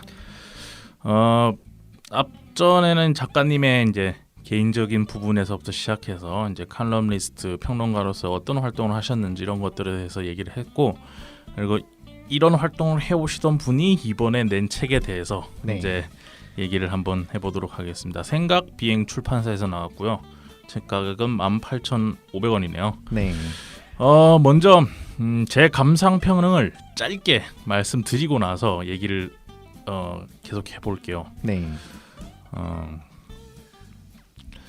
이게 굉장히 독특한 책이에요. 그러니까 보는 사람에 대해서 어떤 시각으로 볼 수 있냐면 만화도 그렇지만 뭐 모든 일이 그렇습니다. 모든 일은 사건 중심이거나 인물 중심으로 글을 써요. 특히 만화로 좁혀서 얘기를 하자면 만화 같은 경우는 작품 위주로 글을 쓰죠.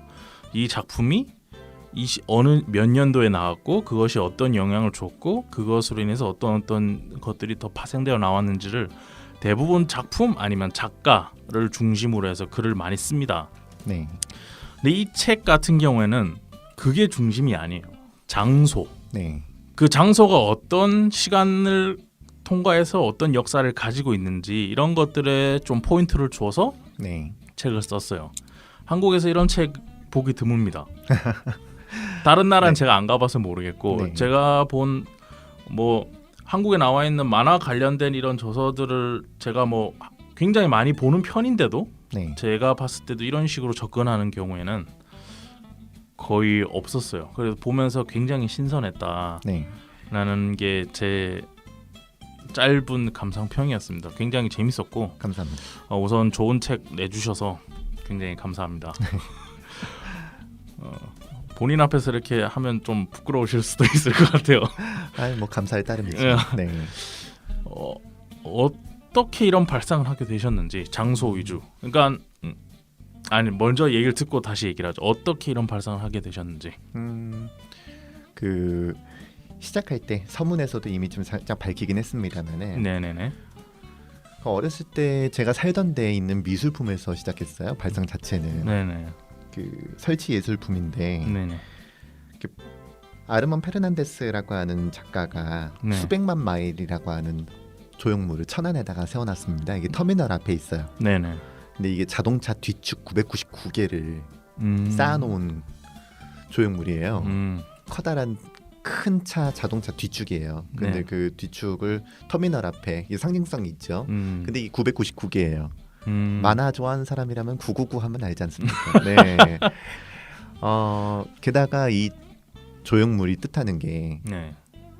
그 제목 자체가 수백만 마일이라고 하는데 이 수백만이라고 하는 게 진짜 그냥 백만 마일 이런 차원이 아니라 머나먼 여정이란 그 부제가 달려 있는데 영원성을 뜻하거든요. 네. 이게 은하철도 999하고도 맞물려 있는 주제예요. 그러다 보니까 이 작가가 그걸 생각하고 만든 건 당연히 아닌데 이게 만화하고 연결되는 지점이 있네라고 이제 멋대로 생각을 한 거죠. 어렸을 때부터 이제 보면서 그래서 이제 만화로 글을 쓰게 되면서도 요런 걸로 해서 글을 좀 써보면 좋겠다라고 생각을 하고 있었는데 네. 그때 이제 만화박 만화라고 하는 그런 제목으로 글을 썼어요. 네.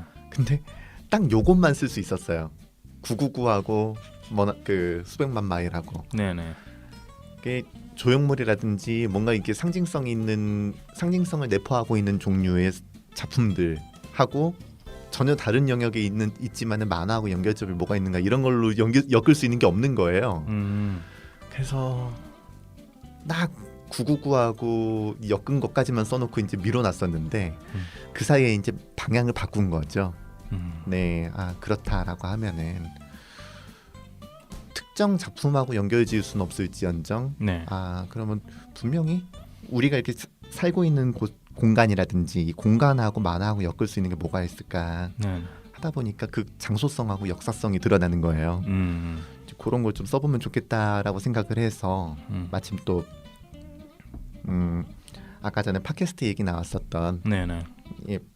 크리티겜에서 처음 이제 이 글을 시작을 했었죠. 그렇게 시작된 글이에요. 네. 그렇군요. 이게 가치가 있는 실험, 네. 가치가 있는 행동이고 저서였다는 게 어떤 의미가 있냐면 작가 중심으로 물론 만화를 네. 만드는 사람은 작가들이기 때문에 작가 중심으로 이 만화판의 역사를 기록하는 것도 매우 중요합니다. 네네. 그게 하나의 그 축이 있어야 되고, 그렇죠. 만화사. 그것과 다른 걸로 독자들의 역사를 축으로 담보하는 이런 책들이나 저서 기록들이 네. 덕질 하시는 분들, 네. 덕력이 깊으신 분들의 역사를 설명하는 부분도 굉장히 큰 의미가 있다고 생각을 하거든요. 근데 네네. 그게 우리나라에서는 거의 찾아보기 힘들었는데 네. 그런 거를 했다는 거. 이게 조금 거창하게 얘기하면 지금 살고 있는 시대랑도 엮어서 얘기를 할 수 있어요. 이게 우리가 이제 뭐 시대는 이제 민주주의 사회라고 하지만 결국에는 그 시대에 일어났던 사건이나 어떤 인물 네임드 중심으로 역사를 쓰잖아요. 네. 이거 말고도 이제 민중사로서 역사를 써야 된다라고 하는 주장들도 역사가들 중에 있어요. 그렇죠. 그것과 비슷한, 거창하게 얘기하면 그것과 조금 비슷한 만화판으로 네. 축소하면 또 그거랑 비슷한 걸 수도 있어요. 그러니까 작가는 작가대로의 역사관을 기록해야 되고 이 사람들, 그거를 즐겼던 사람들에 관련해서도 이렇게 역사를 기록을 해야 되는데 그런 소수의 사람들의 역사를 기록하기에 가장 좋은 거는 역시 장소. 그렇죠. 어느 그 장소가 가지고 있는 이제 매력이랄, 그 장소가 가지고 있는 역사 이런 건데 이게 장소라는 게 굉장히 좀 신기한 게 아무것도 없는 공터에 예를 들어서 농구 골대를 딱 세워놓으면은 거기서 농구를 하면서 엄청난 에너지가 발생돼요. 근데 네. 거기에 또 도서관을 설치해 놓으면 뭐 책을 읽는 또 그만의 에너지가 발생되는 거죠. 네네. 이것처럼 이 책 같은 경우에는 그 장소에 네. 그 덕력 깊으신 사람들이, 만화를 사랑했던 사람들, 지금도 사랑하고 있는 사람들이 어느 장소에, 한 장소에 모여서 네. 그 에너지를 발산했던 내용들을 담고 있어요. 그렇죠. 그 미시사 제가 이제 거시만 있는 게 아니라 네. 좀 이제 만화에 관련한 그 자잘한 미시사에도 집중을 하고 싶었다라고 얘기를 했는데 그 작가의 역사만이 아니라 독자의 역사도 있고 물론 작가의 역사들도 있고 근데 그것들을 만화계 안쪽에서만이 아니라 바깥쪽에서 바라본 시선들 또 엮어보고 싶었던 거예요.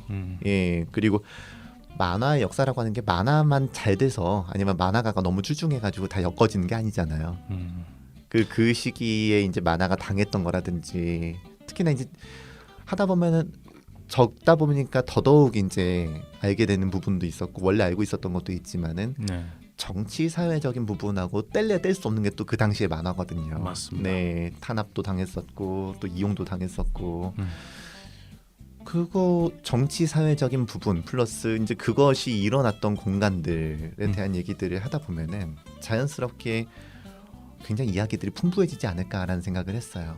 네, 그것들을 끄집어 올리면요. 감사합니다. 네, 굉장히 감사한 일이에요. 제가 이 책은 만화 관련해서 관심이 있거나 좀 더 깊이 있는 공부를 해보고 싶으신 분들, 아니면 그래도 흥미가 있으신 분들은 사서 보시면 이 책에서 소개하고 있는 지금도 현존하고 있는 많은 장소들에 대한 얘기도 엄청나게 많이 나와 있습니다.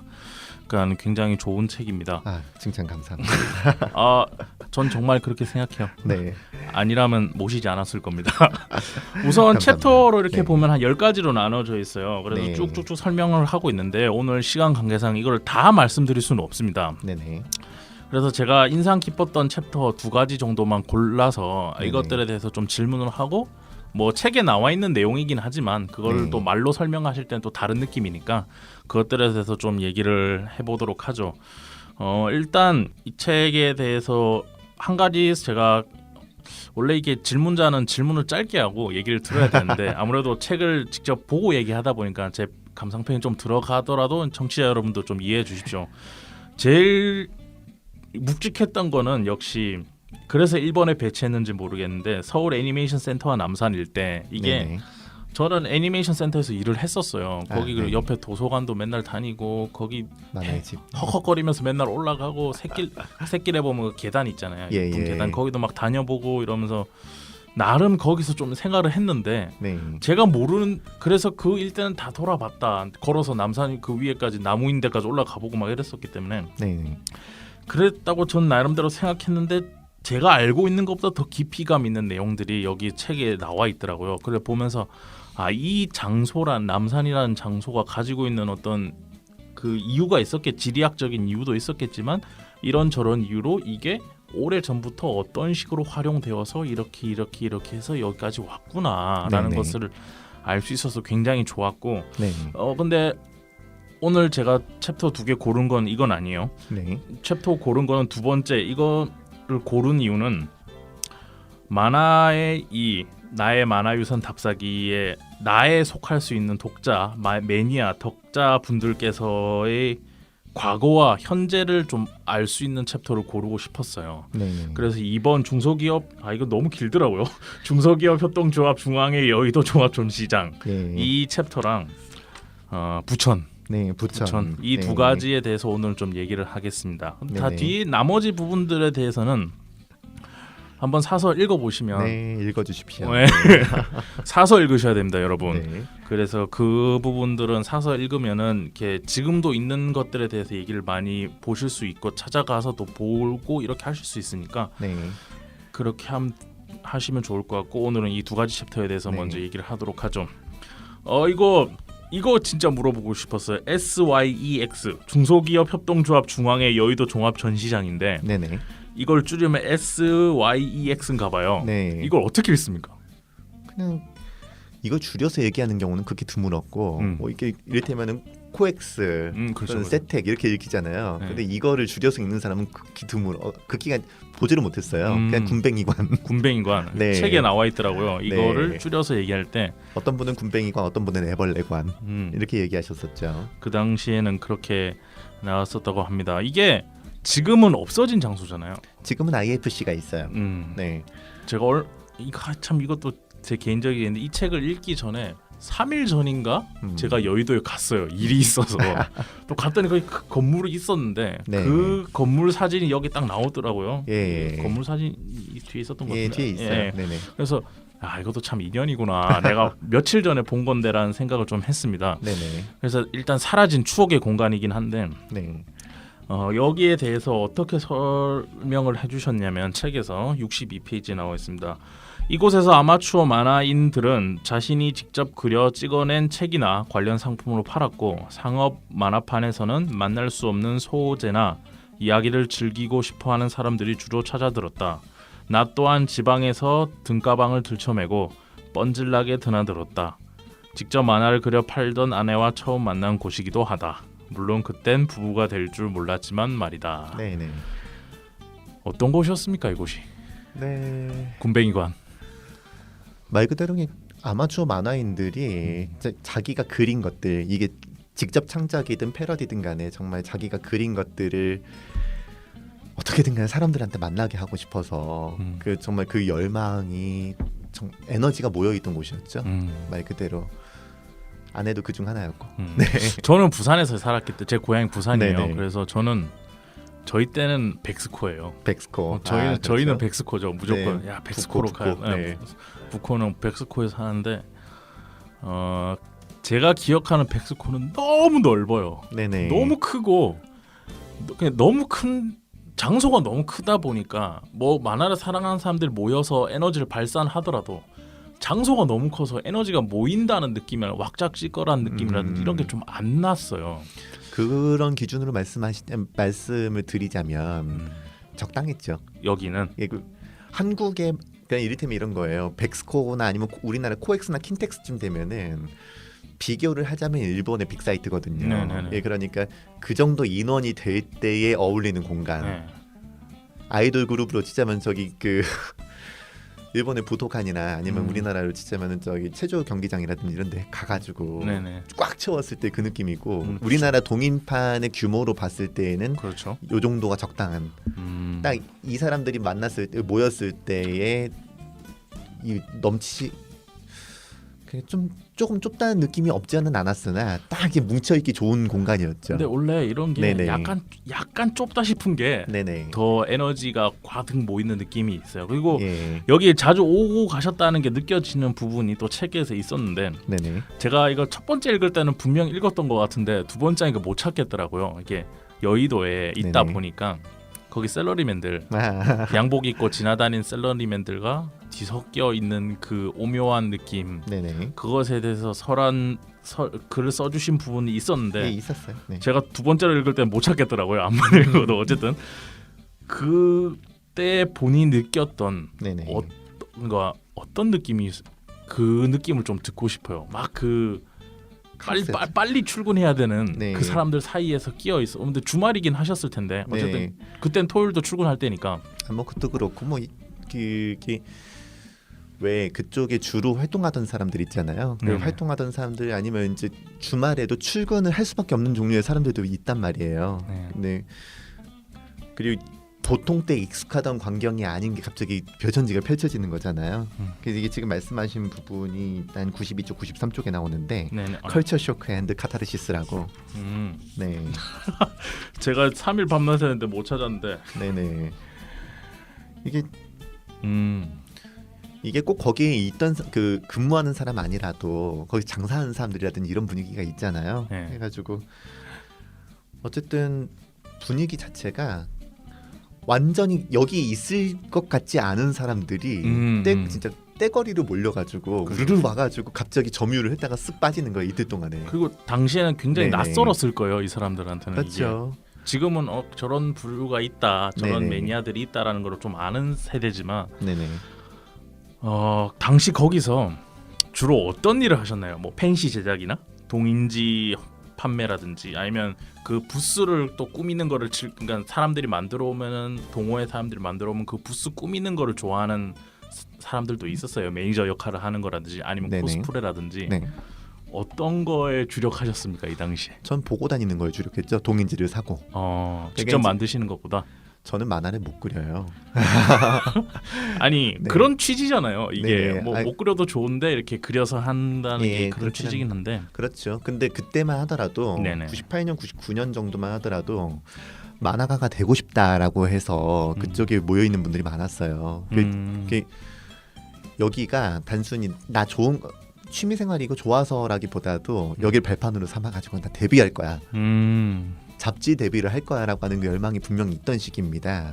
웹툰이 지금처럼 있던 시기도 아니고 네네네.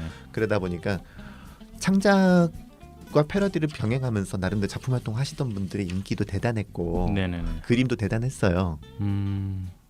그리고 이제 이미 지금은 속칭 네임드 그 일본식으로 얘기하면 오테 큰손 네, 나 하시던 분들의 솜씨는 뭐 이루 말할 수 없었고 당연히 난 나는 저 사이는 못 끼겠다.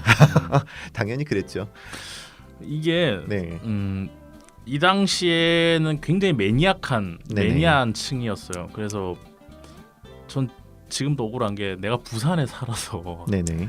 이 당시에 석호를 못 가본 게 네네. 참 저는 부산에서 어떤 게 다였냐면 이때가 카우보이 비밥이 비밥. 네. 98년도면은 최우수 작품상인가 애니메이션상인가 받았을 거예요. 그래서 사람들끼리 소극장에 모아놓고 그 VHC 있잖아요. 테이프 그걸로 카우보이 비밥 마지막 편을 틀어주고 막 사람들 모여서 와 그것도 구하기 힘든 시대였어요. 와 이러면서 막 보고 그 정도가 다였어요. 부산은. 네네.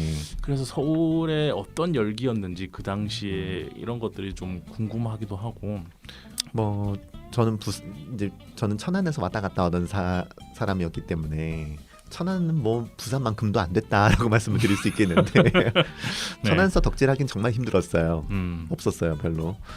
그렇긴 한데 서울의 분위기를 알 수는 현지 사람이 아니니까 전도 알 수는 없었는데 가보면은 뭐 대단했죠. 보통 때 이제 인정받지 못하고 예, 보통 때 이제 아 이게 취미야라고 이제 하던 시선에서 자유로운 일종의 해방구 같은 느낌들이 분명히 있었죠. 그리고 아직은 이제 이걸 통해서 데뷔하겠다라고 하는 분위기가 있어서 굉장히 그 에너지가 이걸 통해 가지고 내가 독자를 만날 거라고 하는 종류의 그 시선들이 있었어요. 이제 몇 년 사이에 그것이 이제 팬시 종류로 많이 바뀌었죠. 네네. 네, 그게 작품 활동이 아니라 캐릭터만 있으면 그만인 그걸로 바뀌어서 그걸 굉장히 아쉬워했었는데요. 아직까지는 이때 한창 때 아직까지는 그래도 책을 내야지라고 하는 그 에너지가 남아있던 시기였다고 기억을 합니다. 네. 군뱅이관 네네. 지금은 사라졌습니다. 네. 어떠셨나요? 사라질 때? 그래도 내 청춘이 어느 정도는 그렇죠. 에너지를 쏟았던 곳인데 기분이 굉장히 더러웠죠. 책에도 적었습니다만 공간이 무조건 영속해야 된다고 생각하진 않아요. 없어질 땐 없어집니다만 그렇다 하더라도 이유나 그 사람이 마찬가지잖아요. 죽을 때 죽더라도 이유나 알고 죽어야지. 싸운다 하더라도 네. 칼을 들고 서로 하면은 죽을 땐 죽더라도 이유는 알고 죽자 뭐 이런 대사들 있잖아요. 네. 그런 것처럼 납득이나 할 수 있으면 모르겠는데 그렇게 아니라 야 너 사용 이제 끝났어. 원래 그 중소기업 종합전시장이라고 하는 공간 자체가 네네. 좀 저렴하게 아주 세련되진 않지만 어쨌든 공간을 통해 가지고 그 소상공인들 중소기업 중소기업 하시는 분들한테 공간을 열어주고 팔고 이런 거였잖아요. 네. 그 공간을 나름대로 저렴하게 이용했던 건데 그 공간을 뺏어가지고 뭔가 새로운 걸 짓겠대요. 그러니까 느닷없이 야 사용 끝났어 이렇게 던져버리니까 이건 좀 아니지 않아라고 생각을 했던 거고 심지어 그게 이제 천막 당사가 되면서 네. 그 한나라당 천막 당사가 되면서 네, 그분께서 하셨던 네, 거. 그분께서 하셨고 네. 허락해준 것도 그분이었고 그 다른 분이었고요. 네네네. 이러다 보니까 그것 이제 정치 사회적인 부분에서도 도무지 용납이 안 됐고 그런 다음에 기껏해가 세운 게 삐까뻔쩍은 한데 이 표현도 좀 그렇긴 한데 어쨌든 세워놓은 공간이 잘 운영이 되고 있냐면 또 그렇지만도 않아서 네 그래서 이렇게 없어질 공간은 아니지 않았어? 라는 생각은 들죠. 네 그렇군요. 지금은 그냥 군뱅이관이라 부르는 게 편하네요. 생각해보니까 군뱅이관이 사라지고 나서 네네 이 정도 느낌, 이 정도 타이트한 느낌으로 장소를 가지고 이 관련된 매니아 분들께서 모여서 뭔가 할 수 있다, 하고 있다라는 느낌이 드는 곳이 있나요? 저는 딱히 떠오르지가 않아서. 지금 주로 열리는 곳이 두 군데죠. 네. AT 센터하고 세테. 양재 쪽에 있는 거. 예, 양재 세테 그다음에 아니 AT 센터가 양재에 있고 네네네. 세테 같은 경우는 그 서울 지하철 3호선 항여울역 네 그쪽인데요. 딱 그 정도죠. 지금 규모 자체는 어쨌든 간에 옛날에 섬유센터라든지 이런 때 하던 데보단 커졌기 때문에 네네. 코엑스까지는 아니더라도 적어도 이제 그 말씀드린 두 곳 정도는 돼야지 이거 수용을 할 수 있어요. 네. 네. 지금 딱 그 정도죠. 네. 그렇다 킨텍스로 가기에는 너무 멀고. 요 근래에는 가보신 적 있습니까? 이런 행사에. 제가 동인 쪽에 학을 떼는 사건들이 몇 가지가 있었어요. 그 동인들이 아니 뭐 얘기하자면 굉장히 긴데 자세히는 얘기 안 하셔도 됩니다. 예, 계기가 있었겠죠. 예, 여러 가지 일들이 있었는데 이 사람들은 이제 좀 확장되거나 아니면 좀 더 다른 방향으로 가기를 별로 원하지 않는다라고 생각하는 계기들이 몇 가지가 있었어요. 그래서 저는 그 이후로 동인 쪽에서 아예 발을 끊었습니다. 그렇군요. 네. 일단 이 군뱅이관이라는 곳이 저는 네네. 가본 적이 없고 그리고 네네. 지금도 없다고 하니 네네. 더더욱 궁금해서 네네. 처음으로 가져와 본 챕터였고요. 이런 내용들이 지금 책에 네. 속해 있습니다. 저기 있죠. 청취자 여러분. 자, 그리고 그러면 지금의 만화의 현재를 만날 수 있는 현재를 독자들 입장에서 부천이 현재일 수 있는지는 모르겠습니다. 뭐 작가들은 여기서 많이 생산자들 입장에서는 부천에서 많은 도움을 받고 있기 때문에 네. 저는 그리고 딱히 다른 곳이 떠오르지 않아서 부천이라고 두 번째 챕터로 부천 네네. 복숭아 마을 만화 도시를 자처하다라는 테마로 되어 있는 부천에 대해서 얘기를 좀 해보려고 해요. 네네. 일단 말은 부천인데 아무래도 삼선체육관이 있는데 거기 만화 박물관 있는 쪽이 주요 아지트가 되겠죠. 네네. 부천이라고 하는데 너무 멀어요. 저는 그런데 그 예전에 전철이 닿지 않던 시기부터 거기를 왔다 갔다 했기 때문에 그거에 비하면은 뭐 많이 가까워졌지라고 생각을 해요. 상대적인 거네요. 그럴 수 있어요. 예. 저는 지금도 가는데 막 1시간 반 걸리니까 너무 멀다. 전 2시간 넘게 걸려요. 근데 전 천안서 왔다 갔다 했기 때문에 네. 지금 정도도 굉장히 감지덕지하고 있어요. 근데 만화라는 테마를 가지고 어떻게 즐기는지는 다 개인이 네네. 자기 원하는 대로 그쵸. 자유롭게 즐기면 되지만 저는 부천에 가면은 굉장히 좀 휑하다. 그 여기서 부천은 삼선체육관이 있는 그 부천 만화박물관 그 근처입니다. 거기 네네. 진흥원도 있죠. 좀 휑하다. 네네. 그러니까 독자, 청자, 뭐 독자 매니아들 입장에서는 왔을 때 뭔가 그 장소가 주는 따뜻함, 뭐 장소가 우리 나와바리요, 우리의 장소야, 구역이야, 구역. 예. 우리 구역이야 이런 느낌이 좀 들어야 되는데 네네. 부천이 그런 느낌이 들진 않아요. 솔직히 말씀드리면 네. 뭔가 좀 그렇죠? 네. 딱딱한 느낌이 있고 휑하고 이런 느낌이 일단 들기는 하는데 네네. 책에도 나오는 내용이지만 일단 부천이 왜 이 만화를 가지고 네. 부여잡고 만화에 투자를 하고 노력을 했는지 네네. 그런 것들에 대해서 간략하게 좀 소개를 해주시면 좋을 것 같아요. 부천이 옛날에 이제 공업 도시였죠. 네네. 네, 공장밖에 없던 도시였고, 네. 근데 이게 발달하면 이제 서울하고 인천 사이에 낀 상태에서 굉장히 뭐 먹을 게 딱히 옛날에 이제 일제강점기 때 복숭아로 유명하다가 네 이제 복숭아 밭을 밀고 공장을 세우고 거기에 이제 서울하고 인천 사이에 출퇴근하는 사람들 이제 베드타운으로 형성이 됐는데 이제 그런 식으로 하다 보니까 발전기가 화랑일 때는 괜찮은데 인구 밀도가 확 올라가죠. 근데 그 시기가 지나고 나면은 이제 먹고 살기 궁해지지 않습니까? 그때 당시에 시장이 지금 원혜영 위원인데요. 네. 그때 당시에 부천이 이제 공업 도시로서의 매력이 이제 떨어진다라고 하면은 뭘로 먹고 살아야 될까? 문화다. 네, 해가지고 문화 중에서 만화 그리고 영화 그리고 이제 오케스트라 이런 것들을 들여놓게 됩니다. 그러니까 만화 도시라고 하는 걸 부르짖었다라고 하는 것도 맞지만은 부천이 집었던 것이 사실은 문화 전반이에요. 약간 좀 고급 문화 같은 걸 좀 생각을 했던 것 같습니다. 그리고 이제 그 중에 하나가 만화가 돼서 부천 만화정보센터라고 하는 곳을 열었고 지금 한국만화영상진흥원이죠. 그래서 그것을 열고 이제 데이터베이스를 구축하고 이제 지식을 좀 모으고 작가들을 모으고 이런 것들을 이제 꾀하기 시작해요.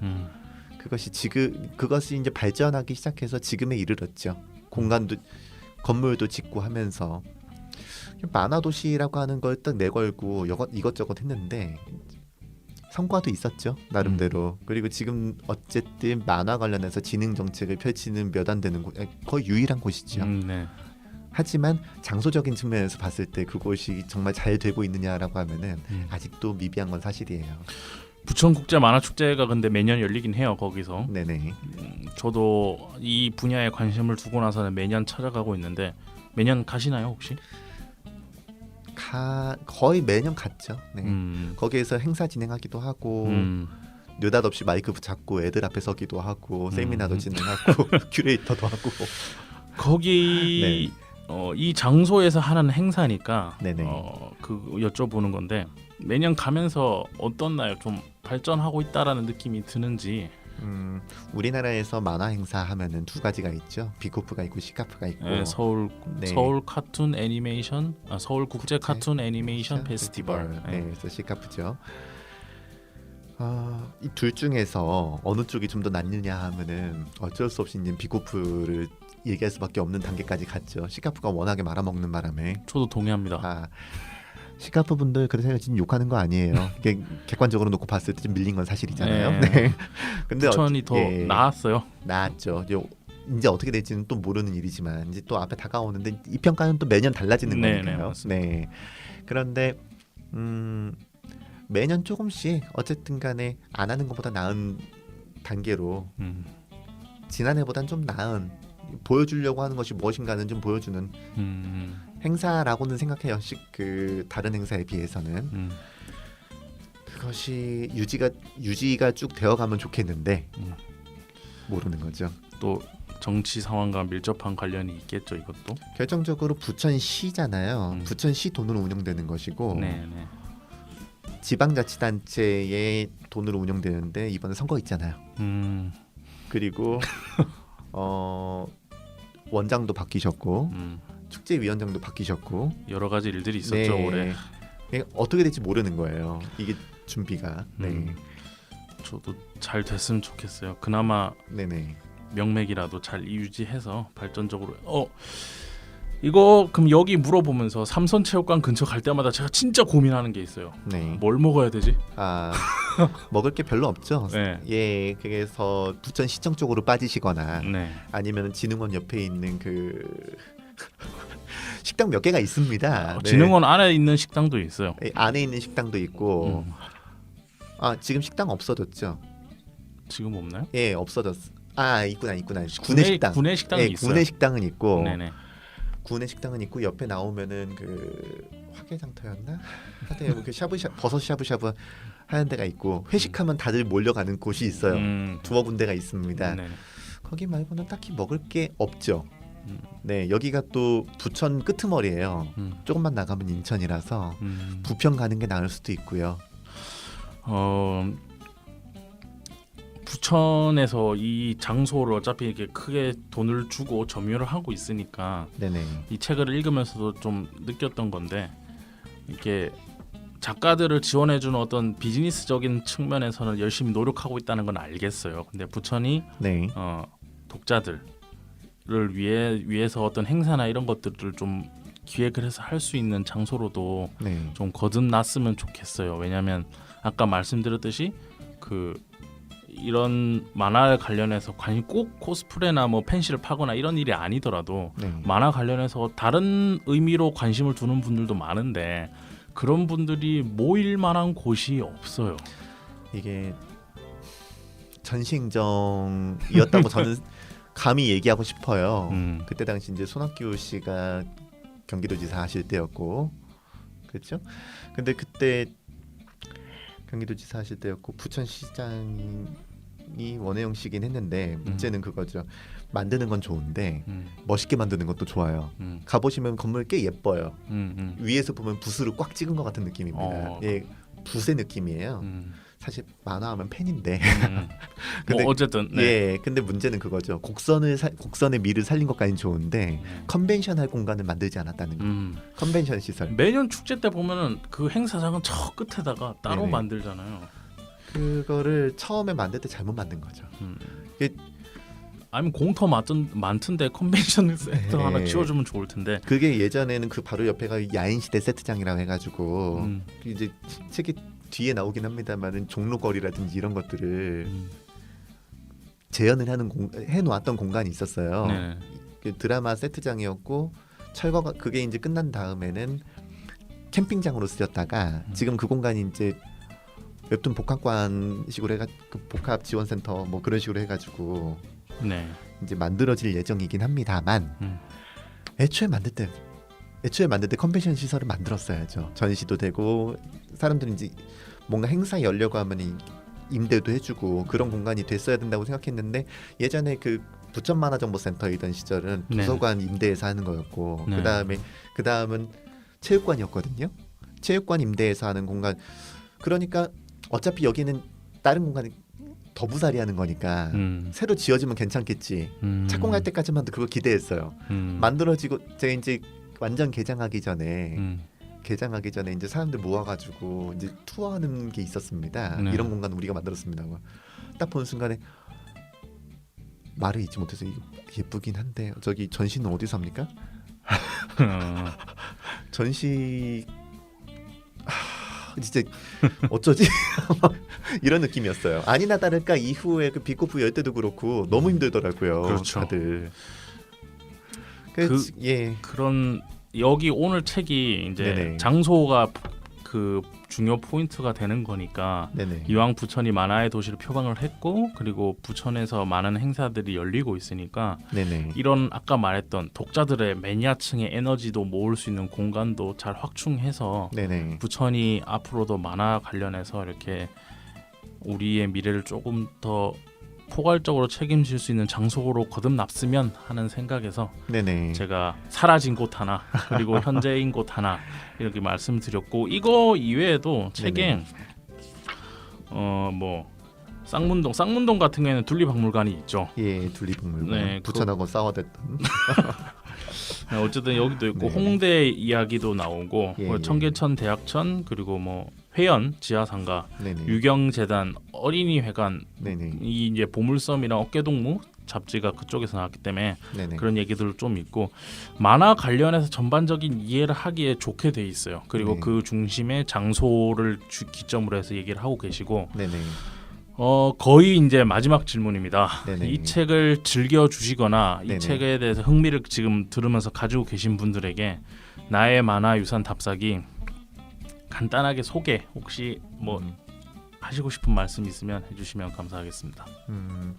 저는 만화를 좋아하는 사람이고 만화에 대해서 얘기하는 사람이고 그것도 업으로 삼고 있는 사람입니다만은 만화를 안 보고 자라는 사람은 없어요. 또 보면은 그렇죠. 다들 한 번씩은 접하고 넘어가게 돼 있거든요. 네네. 예, 그런데 반드시 만화를 너무너무 사랑하지 않고도 지금 살고 계신 분들 많잖아요. 네네. 네, 그런 분들이 봐도 네.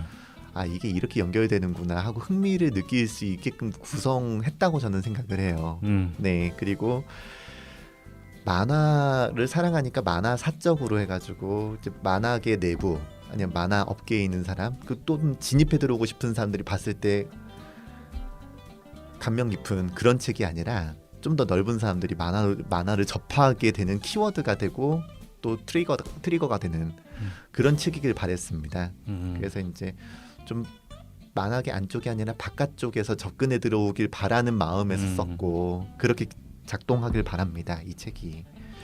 그리고 나름대로 여러 가지 이제 생각할 만한 거리들 지금 현 시점에서까지 또 마찬가지지만은 지금 현재가 과거 없이 이루어지진 않거든요. 반드시 그 과거에 대해서도 생각을 해보는데 그렇다 해가지고 무조건 옛날이 좋았어가 아니라 지금 이 시점에 이르기까지 어떤 맥락을 통해서 여기까지 왔고 만화도 그 위에서 형성이 되었고 벗어나지 않는다라고 하는 지점 자체를 저와 함께 공감하면서 읽어주시면 좋겠다라고 생각을 하고요.